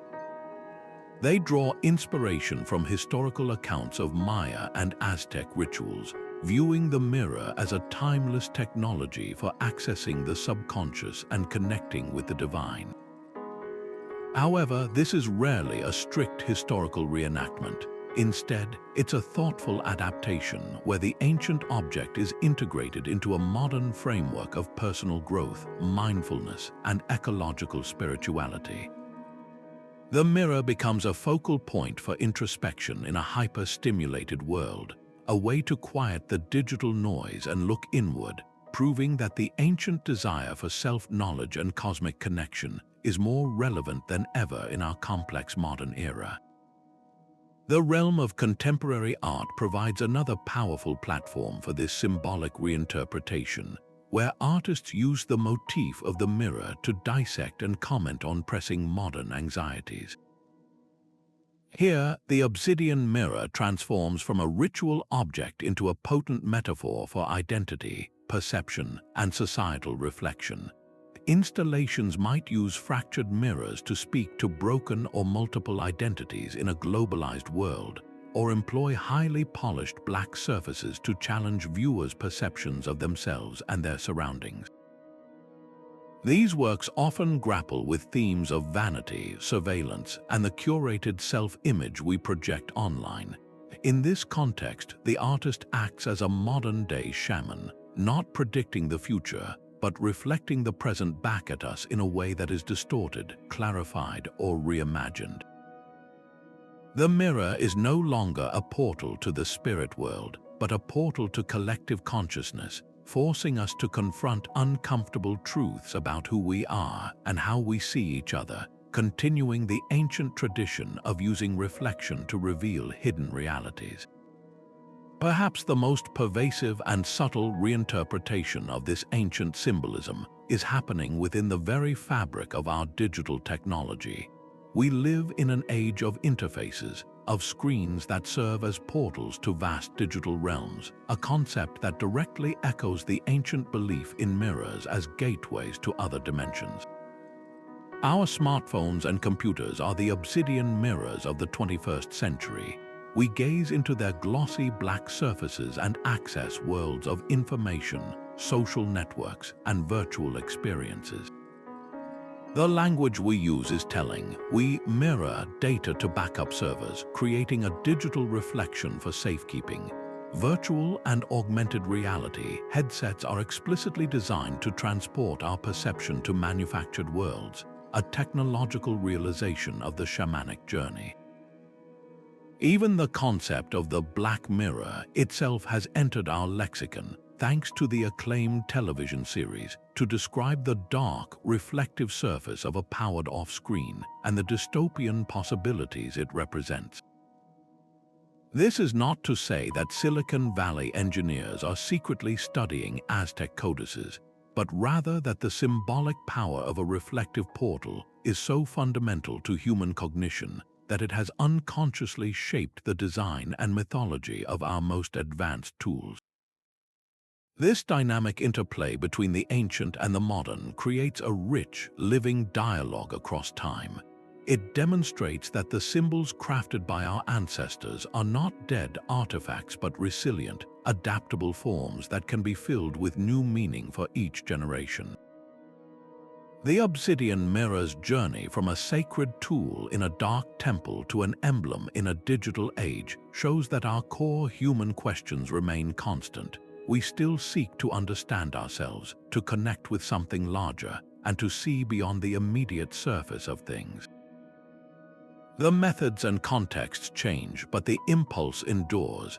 By recognizing these ancient echoes in our modern world, we do more than just honor the past. We acknowledge a shared lineage of innovation and imagination, understanding that the most enduring technologies are those that speak to the deepest parts of the human experience, continually inviting us to look closer and see more.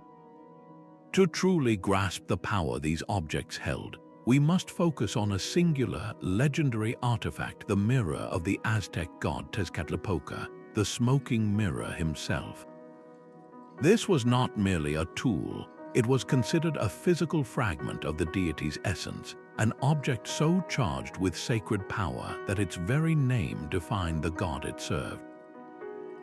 Tezcatlipoca was no minor figure. He was the omnipotent lord of the night sky, the patron of rulers and sorcerers, the embodiment of destiny and the unpredictable twists of fate. His mirror was the instrument through which he exercised his ultimate authority, the power to see everything happening in the world, to peer into the human heart, and to reveal or conceal the truth according to his inscrutable will. For the Aztec state, possessing and consulting this mirror was akin to having a direct hotline to the ultimate source of cosmic intelligence, a means of navigating a universe filled with both immense opportunity and terrifying risk. Historical accounts from Spanish chroniclers who viewed these objects with a mixture of fear and fascination describe the mirror's use in moments of supreme crisis. When the conquistadors arrived on the shores of Mexico, they set in motion a chain of events that would ultimately topple the Aztec Empire. But at the very beginning, their appearance was a bewildering omen. Emperor Moctezuma II, upon hearing reports of strange men with unprecedented technology and fair skin, was thrown into a state of deep uncertainty. It is recorded that he immediately summoned his council of high priests and ordered them to consult the sacred mirror of Tezcatlipoca. They would have performed elaborate purification rites, made bloodletting offerings, and burned copal incense to create the sacred smoke that gave the mirror its name.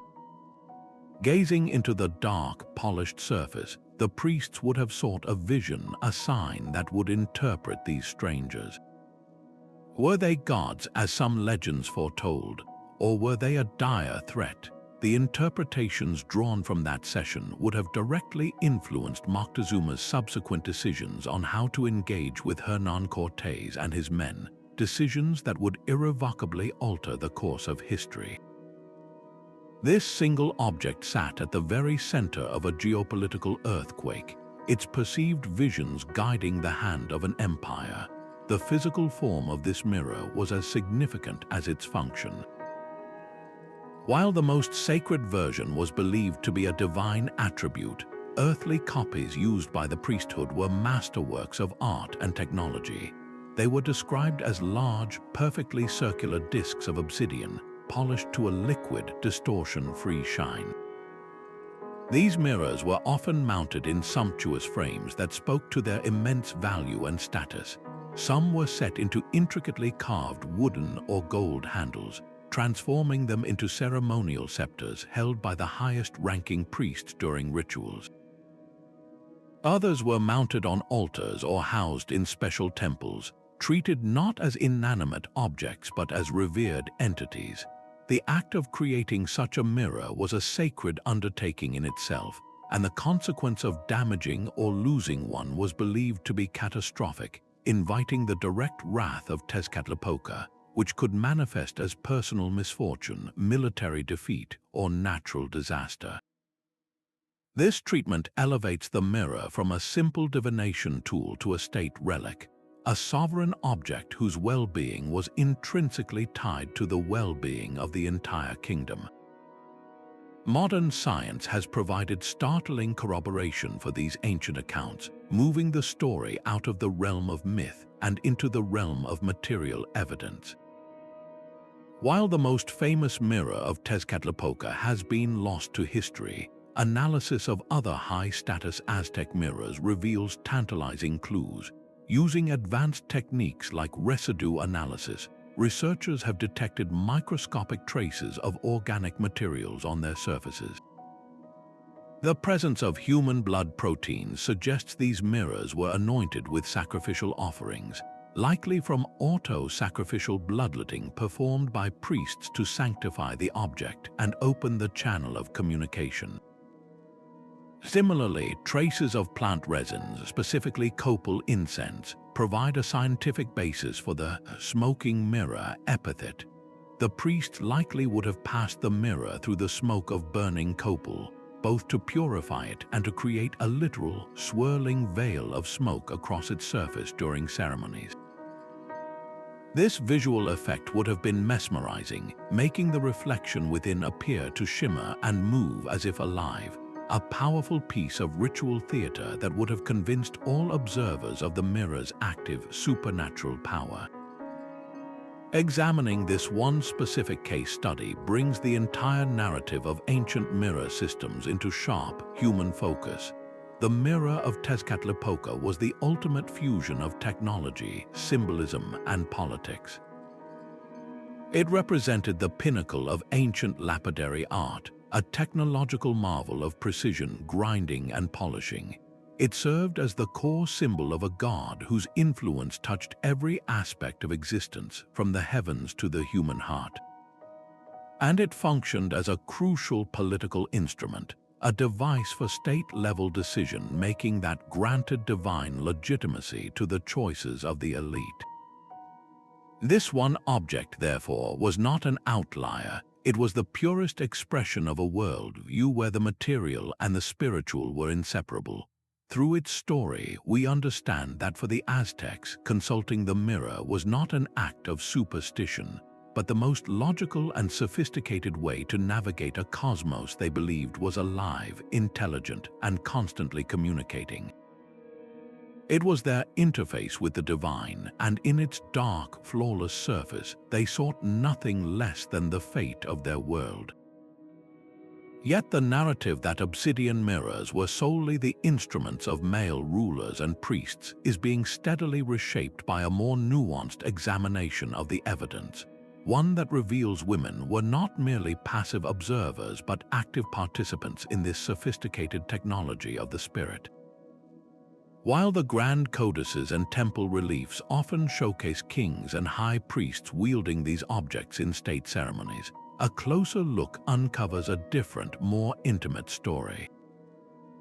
In the domestic sphere, within the context of healing, and woven into the very identity of powerful goddesses, women held their own profound connection to the reflective power of obsidian. This isn't to say that ancient Mesoamerican societies were egalitarian. They operated within strict, culturally prescribed gender roles. However, within those boundaries, women found significant and respected avenues to access, utilize, and embody the power of the mirror, often in ways that were essential to the community's well-being and cosmological balance. Consider the life of a noblewoman in a Maya city-state. While her husband or father might wield a mirror in public ceremonies to legitimize his rule, she too could possess her own, smaller mirror as a key part of her personal regalia. For her, the mirror's function was likely more personal but no less powerful. It might have been used for private divination, a means of seeking guidance on matters of family, health, or household management. Gazing into its depths in the quiet of her quarters, she could perform a more intimate form of scrying, perhaps to interpret a dream, understand an omen, or communicate with female ancestors for wisdom. Furthermore, these mirrors were potent symbols of status and identity.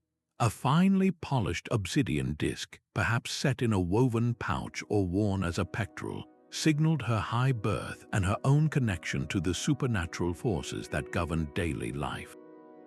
Her use of the mirror was less about affairs of state and more about navigating the complex social and spiritual landscape of her own world, demonstrating that the technology's application was diverse and adapted to different spheres of influence.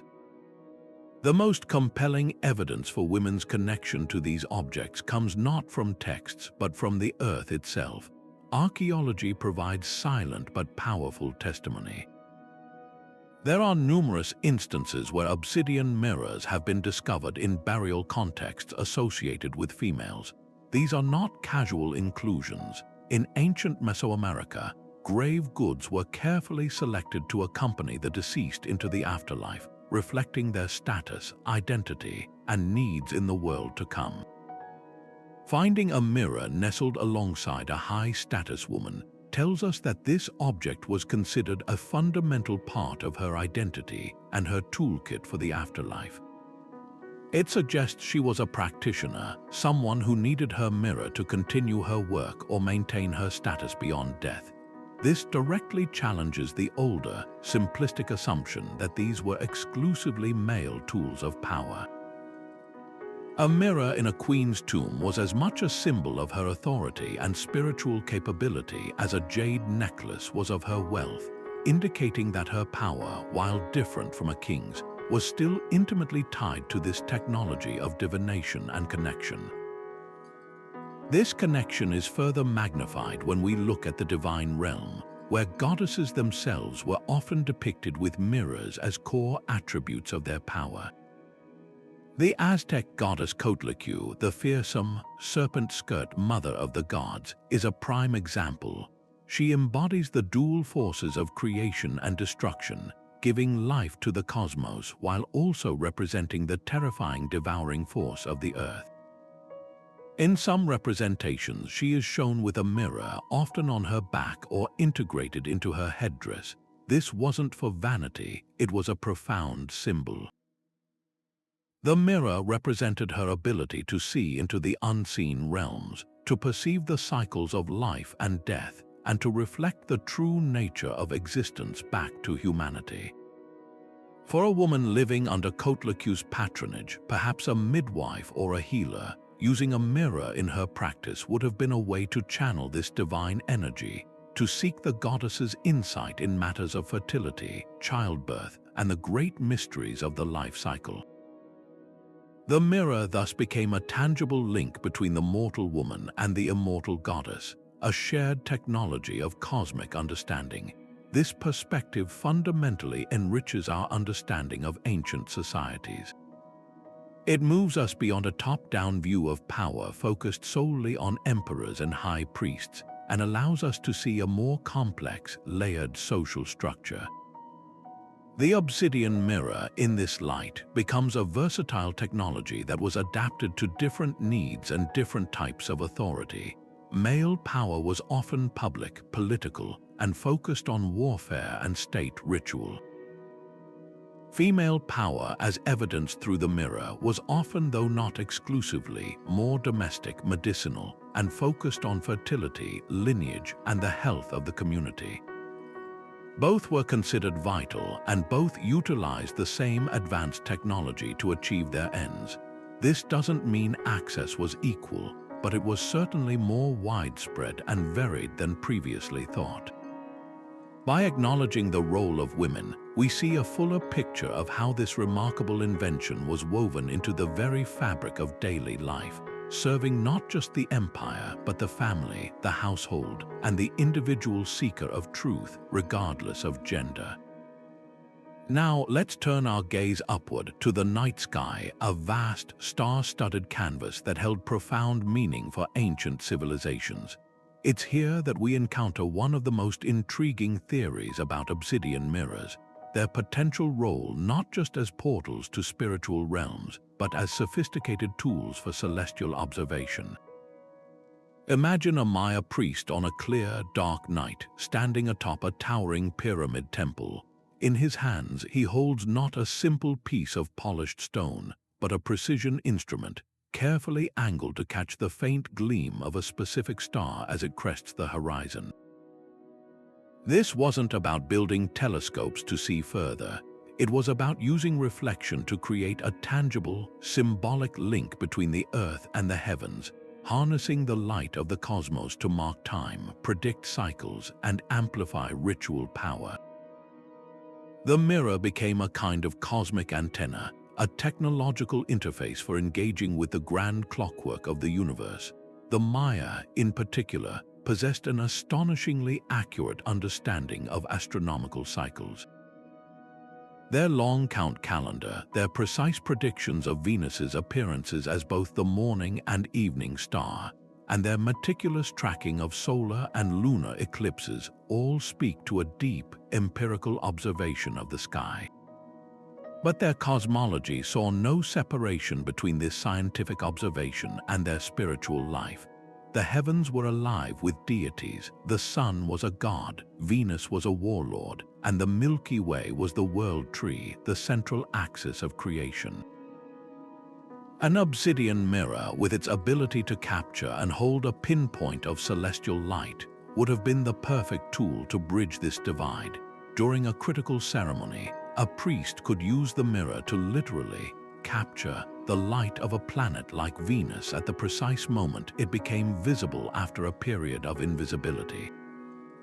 This act would have been immensely powerful, a way of drawing the energy of that divine celestial body down to earth, into the ritual space, to be harnessed for divination or to bless an upcoming military campaign.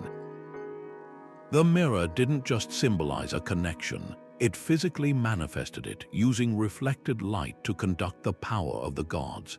This practice likely went hand in hand with the magnificent architecture they left behind.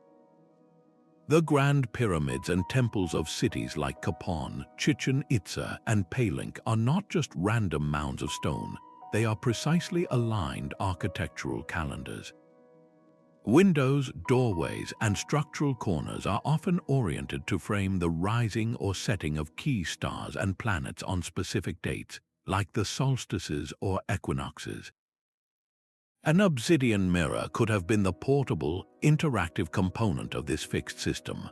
A priest stationed at a specific viewing point on a pyramid could use the mirror to extend a sight line, to precisely mark where a star appeared over a distant mountain range, or to reflect the first ray of the sun on the summer solstice into a darkened inner sanctum, illuminating a sacred statue or altar. This would have created a breathtaking moment of theater and revelation, a direct, observable demonstration of the cosmic order aligning with human ritual, all facilitated by the dark, reflective surface of the volcanic glass. While direct archaeological proof, like a mirror found permanently mounted as a sighting device, remains elusive, the evidence is compellingly circumstantial. We see it in the art. Maya vase paintings and murals sometimes depict rulers holding mirrors in scenes that include celestial symbols.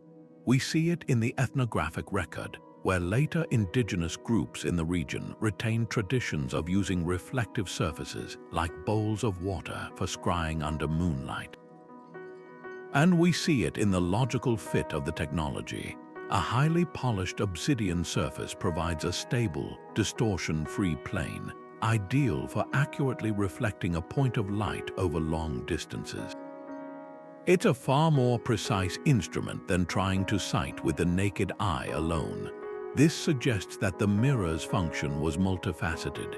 It was a psychological tool for trance, a spiritual tool for divination, and quite possibly a precise optical tool for the sacred science of astronomy. This perspective fundamentally reframes our understanding of ancient technology. It positions the obsidian mirror not as a primitive magical object, but as a sophisticated piece of kit for an ancient scientist priest. It was a device that allowed them to interact with and measure the cosmos, to bring the vast, impersonal movements of the heavens down to a human scale where they could be ritualized, understood, and influenced. This blending of meticulous observation with profound spirituality is a powerful reminder that our modern categories of science and religion would have been meaningless to them. To understand the sky was to worship the gods, and to worship the gods required understanding the sky. The obsidian mirror, in this celestial context, stands as an ultimate symbol of this unified worldview, a tool that allowed humanity to reach for the stars while keeping their feet firmly planted in the sacred world they believed those stars governed. The very properties that made obsidian the perfect medium for ancient mirrors, its glassy, homogeneous structure and conchoidal fracture, are the same qualities that make it a conservator's nightmare today. This volcanic glass is incredibly brittle, sensitive to even minor fluctuations in its environment, and carries with it the scars of past well-intentioned but ultimately damaging interventions. Preserving these objects is a high-stakes balancing act, a race against time and deterioration to safeguard not just a physical artifact, but a window into an entire worldview. The goal is not to make them look new, but to halt their decay, stabilize their condition, and preserve every micron of their surface, which holds the literal polish and sweat of the hands that created and used them centuries ago. Imagine the journey of a mirror from a damp, dark tomb into the bright, climate-controlled air of a modern museum. That transition itself can be a shock to the system. Humidity is a primary enemy. Too much can encourage microbial growth or react with mineral inclusions within the glass, while too little can cause the already stressed material to become even more brittle and prone to microfracturing. Temperature swings are just as dangerous, causing the obsidian to expand and contract, potentially widening existing hairline cracks or causing new ones to form.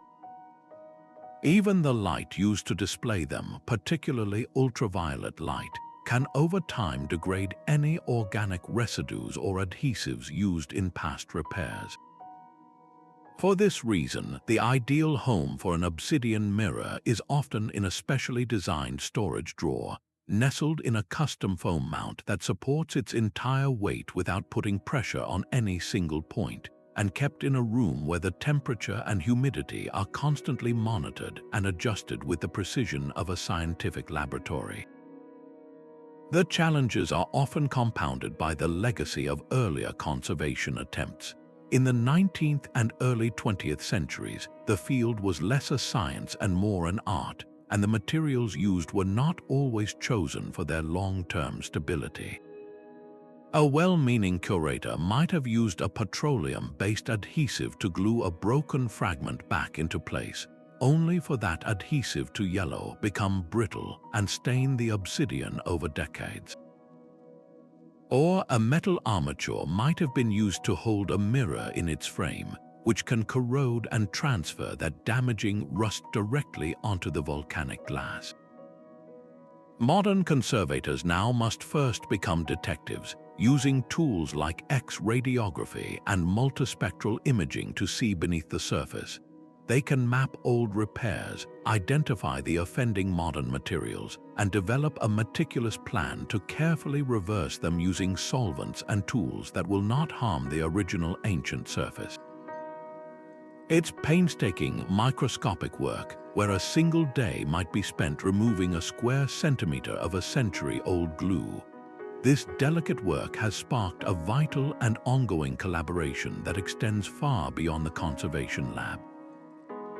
Increasingly, museums are engaging in dialogues with descendant communities, the modern indigenous peoples for whom these objects are not merely artifacts but active pieces of living cultural and spiritual heritage. This partnership transforms the conservation process. A conservator might see a dark stain on a mirror's edge as a condition issue to be documented, but a community elder might identify it as the residue of a sacred offering, a crucial piece of the object's story that must be preserved and respected. Decisions about display, storage, and even whether an object should be handled at all are now made with this input. For some communities, the most respectful way to preserve a sacred mirror is not to put it under bright lights for public display, but to allow it to rest in a quiet, dark place, in accordance with traditional beliefs about its spiritual needs. This collaborative model acknowledges that preservation is not just a physical act but a cultural one, and that the ultimate goal is to honor the object's complete history, from its creation in an ancient workshop to its meaning in a modern community. These immense efforts highlight a profound responsibility we have chosen to bear. These mirrors survived volcanic eruptions, the rise and fall of empires, and the tumult of conquest. Their survival into the present day is a miracle in itself. Our task now is to ensure they make the journey into the future. Every time a conservator's steady hand cleans a fragment, every time a curator adjusts a humidity monitor, and every time a museum enters a respectful conversation with a community leader, we are renewing a vow to these objects. We are affirming that the insights they offer into human ingenuity, spirituality, and the desire to connect with the cosmos are too precious to lose. Preserving them is an act of hope, a belief that future generations will also deserve the chance to peer into these dark, reflective depths and see not just their own face, but the reflected gaze of history itself. Even with all we've uncovered, the world of ancient obsidian mirrors remains shrouded in captivating mystery, a landscape of tantalizing questions that scholars continue to debate with passionate intensity. One of the most alluring and controversial theories suggests these objects were far more than passive scrying surfaces. They might have been active components in sophisticated optical rituals. Some researchers, like the astronomer Anthony Aveni, have proposed that priests could have used the mirrors in conjunction with controlled light sources, perhaps the focused beam of sunlight through a temple doorway at a specific time of year. Imagine the dramatic effect. A beam of light hits the mirror's surface and is reflected onto a wall of smoke or a carved relief, suddenly illuminating a symbol or a god's face in a burst of projected light. This would have been a breathtaking piece of sacred theater, a literal manifestation of divine revelation that could have been used to mark solstices, equinoxes, or other critical dates in the ceremonial calendar. While direct proof is elusive, the concept aligns perfectly with what we know of these cultures' mastery of astronomy and their love of ritual spectacle, suggesting a technological ingenuity we are only beginning to appreciate. This leads directly into a heated debate that strikes at the very heart of how we interpret these artifacts. Were they primarily functional tools or potent symbols? The functionalist view argues that the wear patterns on many mirrors, the residues of use, and the historical accounts of scrying all point to their active, practical role in divination and healing. They were the working instruments of a professional class of spiritual practitioners. On the other side of the argument, some scholars emphasize their symbolic weight. In this view, the mirror's power lay not in what it actually did, but in what it represented. A mirror buried with a king might have been a symbolic assertion of his divine right to rule and his continued access to ancestral wisdom in the afterlife, not necessarily an object he used daily. The truth likely lies in a complex fusion of both. A mirror could be a functional tool for a community shaman, a symbolic badge of office for a noblewoman, and a potent religious icon representing a god, all depending on its specific context, craftsmanship, and ownership. This ambiguity is what makes them so fascinating. They resist simple categorization. Another persistent mystery revolves around the question of accessibility. Was the power of the mirror restricted to a tiny elite of rulers and high priests, or did its use filter down through other levels of society? The archaeological record presents a mixed picture. The most spectacular, finely crafted mirrors are indeed found in royal tombs and temple caches, suggesting they were instruments of state power. However, smaller, cruder, or more worn mirrors have been found in less exalted contexts, including common household burials. This opens up the possibility that while the most powerful mirrors were elite possessions, the practice of scrying or using reflective surfaces for personal reflection might have been more widespread. Perhaps local healers or village wise women used simpler, less polished pieces of obsidian or even bowls of water for similar purposes. This would mean mirror technology existed on a spectrum, from the exquisite state-sponsored masterpieces to the humble personal talismans, serving the spiritual needs of an entire civilization, not just its rulers. These unresolved questions are not a sign of failure in the field, they are its lifeblood. They are what keep the study of these objects dynamic and prevent our understanding from becoming stale or dogmatic. Every new technological advancement offers a fresh way to interrogate the evidence. Advanced 3D modeling can now analyze the subtlest polish patterns to determine exactly how a mirror was held and used over its lifetime. Chemical analysis techniques become sensitive enough to detect the faintest traces of organic materials that might reveal specific ritual concoctions applied to its surface.